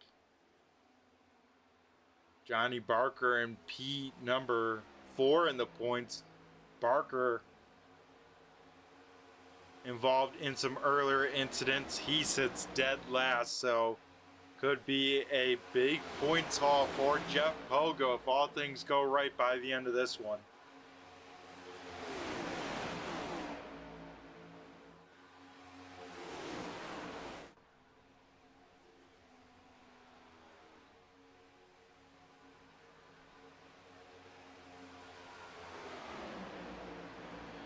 Jeff Pogo, Stephen Holmes backing on up just a little bit in this pack. Maybe trying to see what kind of runs they could get, see what they're doing, but they have to make sure they do not lose that draft of the 62 in front of them. That draft about half a second or so behind, but so far within that. And here we go, first move being made. Frank Zingen going up to lane number 2. Maybe try and pick up his teammates, see what he can do. Well, that will slow them up just a little bit. That's what group number 2 wants to see. But they have fallen once again back, about 5 seconds back, as we see them kind of double file on up just a little bit as leaders go up to the top side here. So interesting call. They get their teammate now down to the inside lane.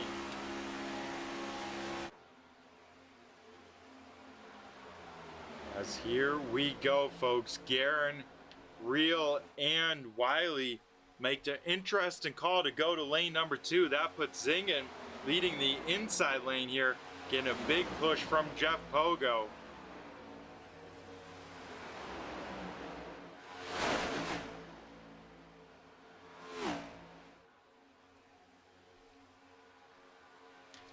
Side by side here for the race lead at the stripe. It will be a single open palm from the flagman.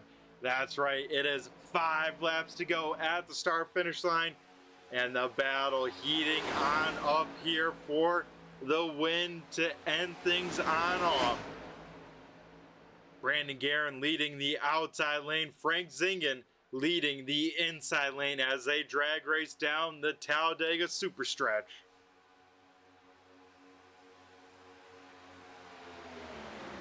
With these guys side by side, Chris Taylor now within 4 seconds of these guys. It just won't be enough to get there by the end, but that could all change if we get a yellow flag here. As we see Kenny Real pushing Brandon Guerin there very nicely as they go through the tri-oval.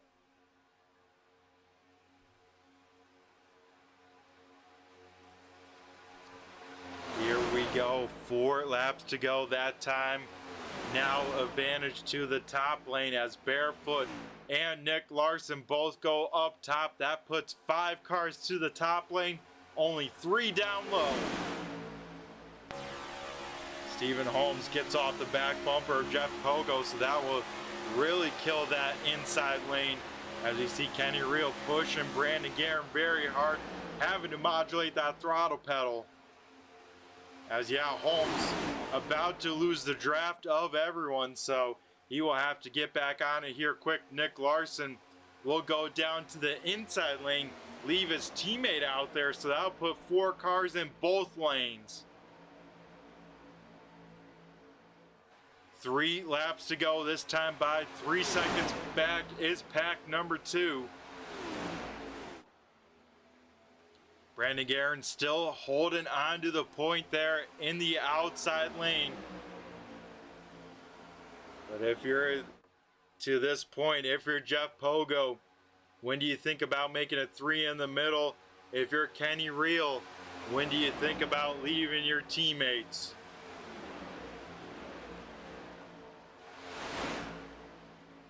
As once again, 5 cars up on the outside lane, 3 cars down low.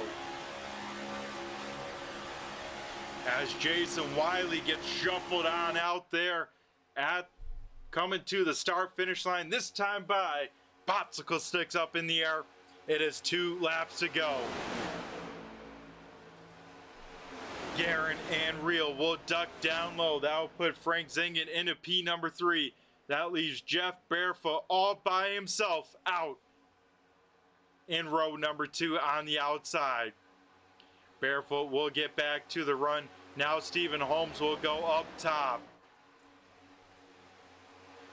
Those guys in the back, Wiley, Barefoot, and Holmes, need to get work together and get one big run, one last shot at it. Because here we go. If we see the white flag, this race will be official. We'll be racing back to the stripe. The yellow flag won't end it here, because here we go. White flag. One lap to go here for the YellowHammer 225, presented by Riptide Radio. Brandon Guerin continuing to lead the way. Kenny Reel, when do you go? When will the move be made? Holmes will go up high. He'll go back down low. That puts Wiley out by himself. Jeff Barefoot 3 wide further on back. Barefoot will sneak through the middle of that one, as he will have the run a little bit on these first 5 cars. But here we go, coming off of turn number 4. What more does Kenny Reel have? He'll go to the bumper, give Brandon Guerin a big shot. Further on back, they fan on out, but here at the stripe, it's going to be Brandon Guerin pushing Brandon Guerin picking up the win, Kenny Reel pushing him to that win. Jeff Pogo rounding out the podium positions here, as one car sideways into turn number 1. I think there was one car spinning towards the inside lane. Not sure who that was, but a great finish there. A respectable finish to end that one. Well, that will put Brandon Guerin's win total this season to a number 1. Brandon Guerin picking up his first win of the season.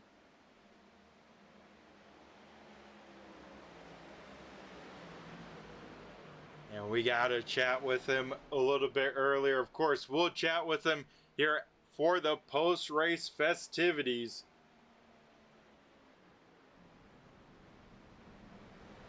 But teammates working together very, very well. Almost swept the podium finishers by the end of that one, but a great finish. And I believe trying to find the overall stats here. But Brandon Guerin going to put himself in company of his own, making him the first repeat super speedway winner. Coming into tonight, he had 1. Now we'll walk away with 2, and puts him at 5 wins of the season, tying him for 4th overall in the Riptide Radio Next Gen Series. So we'll be right back after a quick commercial break. On the other side, we'll be chatting with our podium finishers. Don't go anywhere. We will be right back. iRacing is a sim racing game that combines a true-to-life racing experience with an online community of virtual racers from all around the globe. iRacing offers a multitude of officially licensed cars and tracks, laser scanned with millimeter accuracy. Their car models and mechanical systems are based on real-world physics, engineered in cooperation with manufacturers and race teams. Their skill license system ranges from rookie to pro, ensuring members are always pitted against those with similar skill sets. Members are able to sign up for a weekly race series, compete in time trials, host a private race with friends, and participate in racing leagues created and run by the community. With over 170,000 members, iRacing works in partnership with renowned motorsports organizations like NASCAR to deliver virtual races based on the real-life NASCAR Cup Series, as well as many other series on the NASCAR ladder.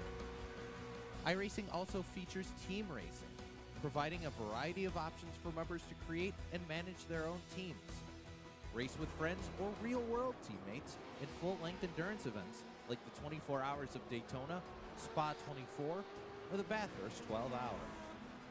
Additional partners include IMSA, World of Outlaws, Supercars, and IndyCar, allowing members to race in their very own Indianapolis 500, Bathurst 1000, Chili Bowl, and many more iconic events.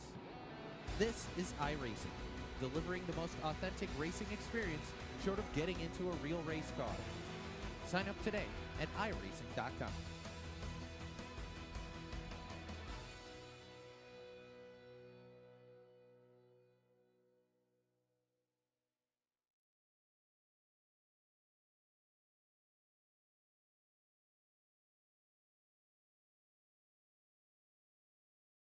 Alrighty, folks, we come back here to Talladega for our post-race show, and first driver we will be talking to here tonight will be our points leader, the driver of the number 97 machine. It is Jeff Pogo. Jeff, do you got a copy? Oh, yeah. Alrighty, my man, we saw some strategy from you here tonight, riding around in the Mac, missing all of those big ones, and when it's all said and done, you're able to join the pack of these top 8 finishers and finish on the podium. How'd you do it, and how was this race? To be honest, I don't have a clue how I did it. I hate super speedways, and I was just biding my time. Yeah, that you did an awesome job. We saw you in a couple wrecks. I mean, slam on the binders in that one right at the start finish line. I mean, inches away from being involved. Yeah, that's my goal when I started here tonight was I normally always ride in the back, so I was like, I'm going to ride up front. You know, maybe it'd be safer up here. I can miss the calamity, and then it started getting a little too hairy, so I dropped to the back, and then it was just, you know, wreck avoidance there for a while. And coming at the end, I saw you working a lot with your teammate Steven Holmes. You guys knew you kind of had a disadvantage with all the penny stacker boys up front. Was there a game plan to maybe try and work with the Wolfpack guys, or was it like a normal super speedway? Once that white flag came out, it was game on, everyone fend for themselves. What's funny is me and Steve actually said that with like 10 to go, we were kind of joking. I was like, I'll be honest with you, if we stayed single file and we finished 7th and 8th, I'd be completely happy with it. You know, because being a points leader, you got to be kind of smart about what you're doing, you know. So Ritter not being here tonight's going to hurt his points. I was ahead of Christian Delgado, so I knew that I was going to gain points on him. I was like, well, I don't know. And then coming to it, I guess about, I don't know, 6, 7 to go, I seen Frank kind of pulled out a line, and I know he's with the other group of guys. So we were outnumbered, but I was like, okay, if I stay locked on his bumper, maybe he'll kind of think I want to work with him. Well, then coming to 2 to go and 1 to go, I was trying to lay off him a little bit, hoping he'd get the idea and back up to me. And then my plan was on the backstretch of the white flag lap, I was going to push Frank around Kenny and Brandon with the draft. But I mean, I get it. He's in their chat and friends with them, so I don't blame him. But that's what I was going to try to do. And Steve was just going to go wherever I went. So that was our plan. Yeah, and it definitely worked out pretty well for you. Like you said, you would take a 7th place walking away with a podium. And with the point situation, you mentioned Ritter not being here in front of Delgado. It's got to take some extra weight off your shoulders, knowing you survived as well as you did here at Talladega, and with the big points advantage you'll have walking away from here. Yeah, it does for sure, because I never finish good at these things. Like, I always get wrecked out or, you know, whatever. I mean, Daytona this year, I think I finished 7th, but it was only because I was still involved in the wreck, but I drove through it. So I'm pretty stoked to get a legitimately placed 3rd here tonight. But man, Kenny and Brandon, I knew I wasn't going to separate them, so my best bet was try to get Frank to back off him and then maybe get a run at him. But congrats to Brandon. He's been running good past couple weeks and hasn't got a win, so good to see him get one. Yeah, it definitely is great to see. We'll be excited to chat with him. But Jeff, you know, you're coming into form right after that long break. Ever since then, you're on a streak now. This will make it 3 podiums in a row.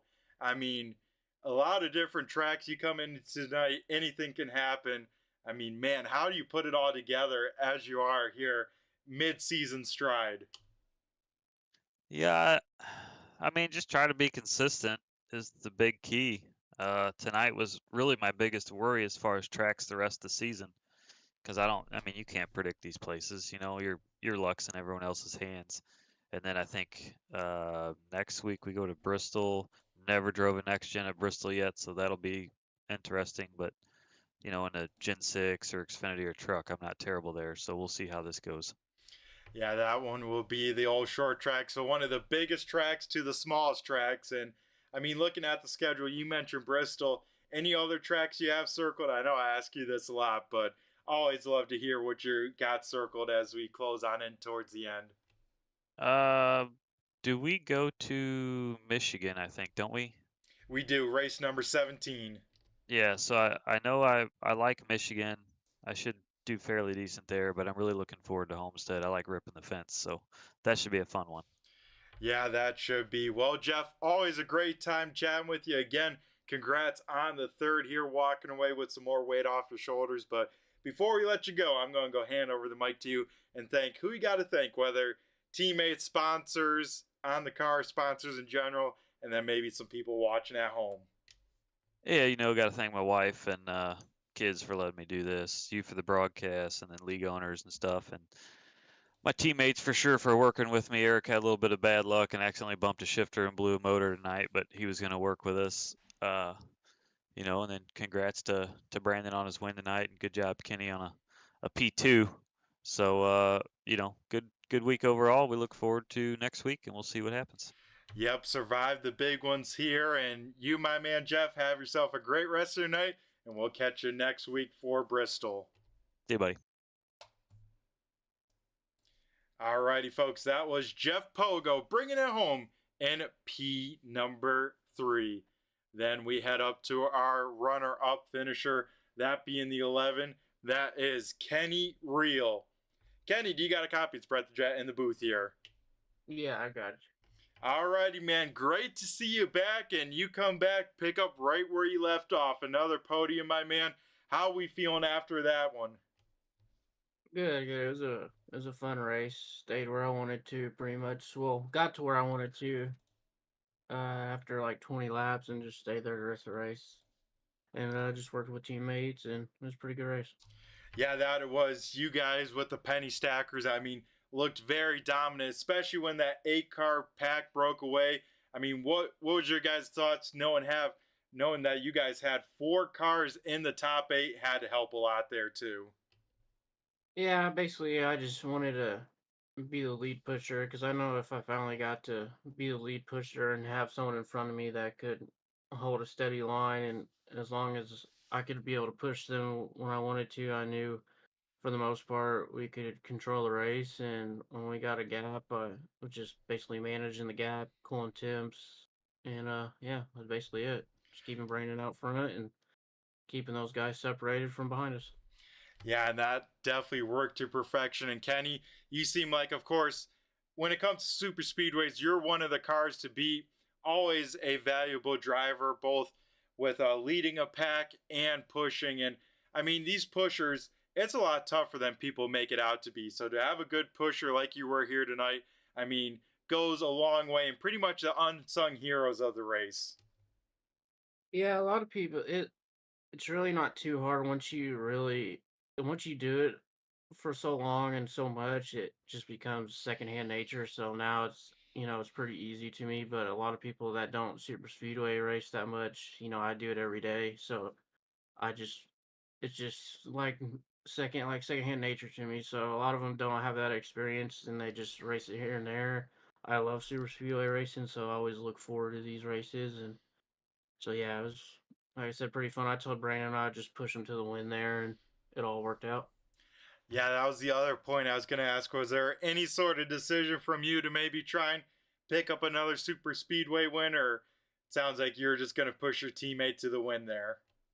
Like 10 to go, I was playing, like going through my head, thinking about what I wanted to do. If I just wanted to, wait till after turn 4 and just grab his right rear and win it myself. But I just honestly rather get him a win. Made me feel better pushing a teammate to a win than, doing that to a teammate at the end. Because I've had teammates plenty of times tell me they'd just stick with me and push me to it and then leave me at the end and get the win for them. So I didn't want to be that kind of teammate, because I've had it done to me so many times. So I just stuck with them, pushed them to it, and we got a 1-2. Yeah, that's definitely where it counts. A 1-2 finish for you guys. Always got to feel good. And I tell you what, Kenny, big props to you, because like you said, we know so many people that would go out there, snatch a win for themselves, but you rode in line, pushed a teammate to the win. I'm sure Brandon will have a lot to say about you, but once again, man, that is awesome to see.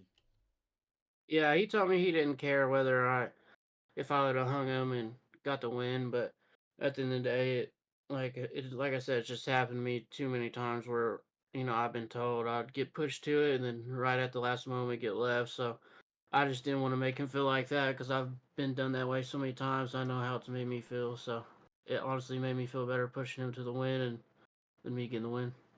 Yeah, definitely awesome. I'm sure Brandon will give you a lot of brownie points. I'd say you earned some from me, and hopefully the fans watching at home, gave you some brownie points for not taking that for yourself. And overall, Kenny, what's the game plan for the second half of the season? We saw you miss a few races, so pretty much out of the big time points picture, but overall still planning to show on up and try and grab some more checkered flags before it's all said and done. Yeah, see, I didn't know till like I missed 2 races that it was just points. It was just going off points this season instead of like playoffs. So once I found that out, I was like, well, I pretty much screwed myself out of winning. I think if I would have been here, not missed those races, I'd be up there with Pogo and Ritter and Delgado and them. But it is what it is. I'm still gonna come out here every race and try to win it. So. Yep, and that's the key. I mean, we can look at the overall bragging rights. Kenny, only driver with 10 wins in the history of the 802 iRacing League. So you can go out there, chase some more checkered flags, and try and add to that stat column, right? Yeah. Next week we go to Bristol. Not one of my best tracks, but I'm sure it'll be fun. I'm sure Rob and Pogo and a lot of those short track. If he's back next week, will be good there. Personally, I'm not good there, but it'll be fun to do. Yeah, that it will be a lot of laps, a lot of action at a tiny little track, so it should be fun to watch. Well, Kenny, once again, congrats on the runner-up finish, pushing that teammate to the win. Awesome to see. Before we let you go, I'm going to go hand over the mic to you and thank who you got to thank. Either sponsors on the car, those all-important teammates there that we saw you guys working together, or maybe some people tuning in at home. Just give a shout out to all my teammates over at Penny Stackers. Give a shout out to all the sponsors for the league, all the admins, Rob for putting on the league, you for broadcasting. Shout out to R9 Esports, and that'll pretty much do it. Alrighty, Kenny. Well, you, my man, have a great rest of your night, and we'll catch you next week at Bristol. All right, brother. Have a good one. Alrighty, folks. That was our runner-up finisher, pushing our winner to the checkered flag. Kenny Reel bringing it home in P number 2. Now we head on over to Victory Lane of the night and talk to the man of the hour. We'll sit down with the number 1 car, Brandon Guerin, down in Victory Lane. Brandon, how we feeling? Well, Brett, we pulled it off. I feel pretty good, but I wouldn't have done it without Kenny. That's all I'm going to say. Yeah, I mean, that had to be really quick to say and mention because that teammate didn't hang you out to dry. I mean, I'm sure, you have the comfort of your teammate, but still watching that rearview mirror by the time you guys come off of turn number 4. So it was probably 25-20 to go, and I'm thinking, I wonder what Kenny's going to do if this stays green. So I said it on the team chat, and he goes, what's funny is I was just thinking of it. And he told me from that point, he's like, I'm going to stick behind you. So from that point, I was really, really comfortable with who I had behind me. And then we had Jason behind us. So we had quite a few of us up there. Yeah, that you guys did. I mean, Penny Stackers, that team had 4 cars in the top 8. So you guys had control of the pack. Hoping no yellow. Luckily, no yellow came out for you guys. But overall, with those numbers, I mean, how much did that help you guys? And how much of the game plan did that set into motion? I would say it helped out a lot because we had the first 3.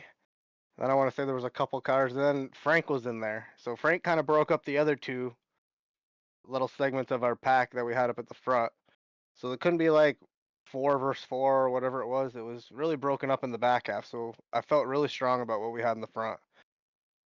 Yeah, and that you guys did. And one thing I got to ask, with coming to about 10 to go or so, we saw the top 3 with you guys go up to the top side, and that allowed Frank to come on back. What happened there? What was the decision with that? That was Coach Kenny. Kenny does a lot of plate racing on iRacing, so I trust anything he tells me to do. He said, let's run to the top. We don't want them to get to our right rear quarter panel so they can side draft us and mosey on by. So that was kind of like that plan. And then I think Frank kind of broke away a little bit, and then we got in front of Frank there with about 3 to go and went back to the bottom. And then, yeah, Kenny was just on my bumper. That's all I can think. Yeah, for sure. It definitely helps to have those teammates, and you guys almost finished 1, 2, 3. Of course, Frank finishing 4th when it's all said and done. But man, oh man, an impressive race. And Brandon, I'm big into stats. I love to look at that sort of stuff. This win here at Talladega makes you the only repeat winner at a super speedway in all of the 802 Next Gen series history. Isn't that pretty sweet? That's pretty special. I think, yeah, and both of them are here at Talladega. So yeah, that's a pretty good stat. Don't tell Kenny that. He won't want to be behind me on restrictor plate wins. Yeah, I'm sure he'll try and get some more before it's all said and done. But yeah, that is definitely really cool to look at and think about. And it just goes to show how tough it is to win here at these super speedways. I mean, how'd you do it now 2 times with this league? What kind of overall strategy? I mean, we heard earlier from you today, you know, just trying to stay out front, and that's what you did there for those last 25 laps. Yeah, it's funny. After that interview, I did get shuffled back to the middle of the pack, and I actually did get in a little accident. So I had to come down, fix the car, and we got back up to the front after. But this win's a lot different than the first one I had here. The first win was, I don't think I had either of my teammates at the time. It was just Jason and Larry Murphy, and I don't think either of them were behind me. And I was just managing my gaps mostly. Like that race, like I was off the throttle a lot, managing the gap to the people behind me, and somehow sneaked that one out. And then this one, last 25 laps, I was full throttle. Kenny's pushing me, and way different of a race. This one was a lot more relaxing, knowing I had my teammate behind me. The other one, I had other people and never knew if somebody was going to try to make a move. Yeah, this one definitely a lot calmer of a race to finish. You know, we gotta love to see that when it's all said and done. And Brandon, first win of the season coming here in the second stages. I mean, what's the game plan from here? A lot of short tracks still to come on up. How are we feeling for the rest of the season, knowing you at least got a win under your belt? It makes the season a little bit better. We've had some tough races. Particularly, I go back to Daytona because I'm not the best restrictor plate racer, but I can usually survive pretty good. And that one, being our biggest car count, and then getting in a wreck, and then blowing my motor, that one really hurt in the points. So from that point on, and then I never really saw myself winning a championship or being maybe top 5. But maybe now with this win, like it kind of makes it a little better, and maybe we could scrap for a top 5. So that'll be like the end goal. I feel good about it with the win after getting a whole new rig set up. I'm just barely starting to get comfortable in it, and yeah, hopefully now we'll shoot for the top 5 in points. We'll see where we are after this. I'll load the points up and go from there. Yeah, so coming into tonight, you know, 12th in points, but only, you know, 6 points out of the top 10. You'll definitely jump up quite a bit with quite a few drivers missing tonight. So should be really interesting to see how it shakes out after tonight, like you said. Yep, sorry, I was taking a little drink of the old body armor. Gotta thank my sponsor. But yeah, top 5 I think would be like kind of like a lofty goal, but I don't want to just shoot for, oh, let's get in the top 10. Let's go for something here. We still got 8 races left, so you never know what can happen out there, Brett. I mean, like I said, I didn't think I was gonna win earlier. Yeah, that's absolutely right. You know, anything can happen. Like you said, a lot of racing still left to be decided here with this season. And Brandon, once again, big congrats on the win here. First win of the season coming here at the biggest track. Next week, we head to one of the shortest tracks on the schedule. How are we feeling about Bristol? Decent. I'm decent there. I'm all right. Most of my tracks, I think I'm like a 5th to 7th place driver. That's usually like how I feel on most tracks. I don't think there's anything like I'm like super dominant on to where like going into a race I'm like, this is my week. So I think that's like kind of like a good thing for me, that I don't ever have like the expectation like this is my week, because it will let me down. So just another race. I think going back to last week, hopefully we survive.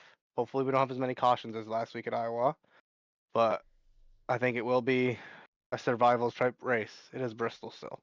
Yep, we know short track race and beating and banging, anything can happen there. And I like that you mentioned that, Brandon, that, you know, you don't have the expectation, go out there to win, because that's how to make sim racing and, you know, any sort of racing not that fun. You know, people set these lofty expectations, they don't reach it, and then all of a sudden we don't see them, you know, for weeks on end. It's like, man, we can't have that because at the end of the day, we're all out here to have some fun, right?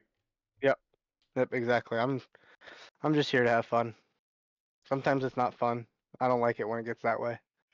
Yeah, I think none of us do. But here tonight, I'm sure having a lot of fun. Going to celebrate here down in Victory Lane. And Brandon, before we let you go and continue the celebration here at Talladega, I'm going to go hand the mic over to you and thank who you got to thank, whether those sponsors, we know we mentioned one already, getting that all refreshing drink of that body armor, but any other sponsors, teammates, and of course, maybe some people watching at home. Yeah, I got to get down to the infield. You know the Dega parties here are good. So first, again, I'm going to thank my kids, Bryson, Brody. I'm going to thank my teammates. I'll thank Kenny first because he did it all for me. Jason, Frank, John, Dustin. We all were really good, strong in the beginning of the race. And then the sponsors, Body Armor, Barstool, 47 brand, Rubbing His Racing Podcast, and Barstool Fund. So I think that's all I got to thank. And you, Brett, of course, put on a great broadcast every time. All right, I appreciate that, Brandon. And yeah, my man, Talladega party's definitely some wild ones here. So we'll let you get partying, and we'll find you after we wrap on up and join you at the party. So, Brandon, have yourself a great rest of the night. We'll catch you next week at Bristol. Yep, it's theme night next week. We got movie, music, all kinds of theme cards going to be out next week. So it'll be a fun night. Oh, man, real quick, any teaser on what to expect for the number one? We always know you put on a great paint scheme with the BG graphics. So usually I run a Batman scheme. Somebody had posted in the chat they're running a very similar Batman scheme to I've run in the past. So I might have switched the sides and I might be making some jokes next week. Oh, man, That's you all, love that's to all hear. I'm going to say. Yep, awesome stuff. Well, Brandon, you, my man, have a great rest of the night, and we'll be hopefully talking to you later on in this season at some point. Yep, we'll see you next week, Brett. Thank you. All righty, folks. That was Brandon Guerin burning it down here in Victory Lane, and to those all awesome Talladega after parties. So that would do it here tonight from the post-race show with the driver chat. We'll run through tonight's finishing results and then get you guys rocking and rolling here because it's closing on up to bedtime for myself. So picking up his first win of the season, second ever and second only ever super speedway win, going to the number one, finishing in P number one. That is Brandon Guerin picking up the win. Finishing in second, probably the more important car of the two here. The great pushes from the number 11, Kenny Reel, will finish in the runner-up. Then heading to P number 3 will be the 97, our points leader, walking away with some more points here tonight. Jeff Pogo will round out the podium finishers. Finishing in fourth and keeping this streak of good finishes here, having some more luck here tonight. Finishing in fourth is Frank Zingen in the 62. Rounding out the top 5, we'll go to the 2. Add another top 5 finish for him. Nick Larson in the number 2 will finish 5th. Jeff Barefoot making his reappearance here at Talladega finishes with a respectable P number 6. 7th going to the 90 of Stephen Holmes. Jason Wiley in the 13 will finish 8th. P number 9 winning the second pack there when it's all said and done. Chris Taylor in the 69 will finish 9th. Ethan Pimpley picking up his first ever top 10 finish, will finish 10th in the 29. Christian Delgado in the 31 will finish 11th. 12th going to Dustin Coggins in the 42. 13th is Justin Branaham in the 58. 14th going to Eli Raposa in the 46. First car one lap down going to Matthew Taylor in the 8. 16th going to Tiffany Ellis in the 99.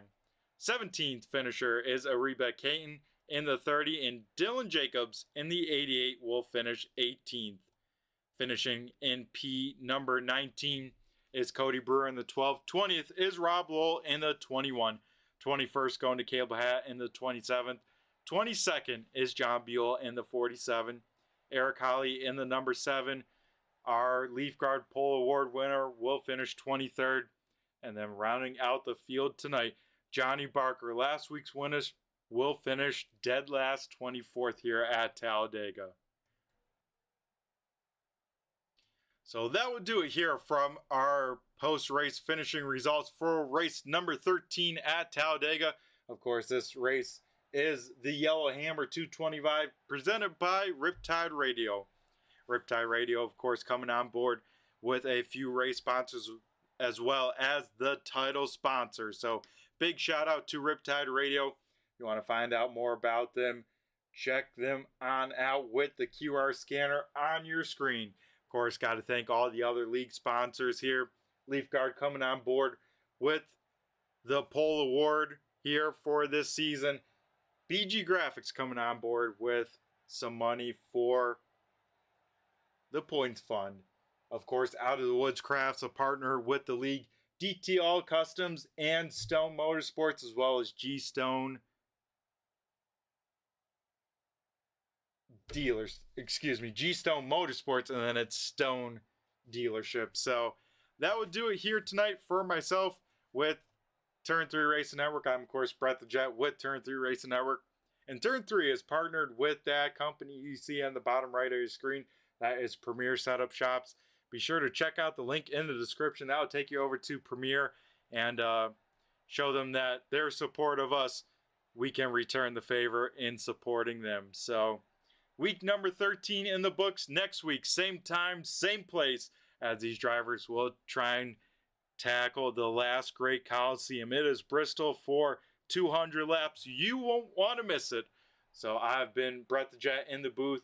Have a great week. Stay safe. Remember, turn those clocks on forwards. Don't be late to work tomorrow. And have yourself a great rest of the night and week. I've been Brett the Jet in the booth, and I just flew by you. Have a good one.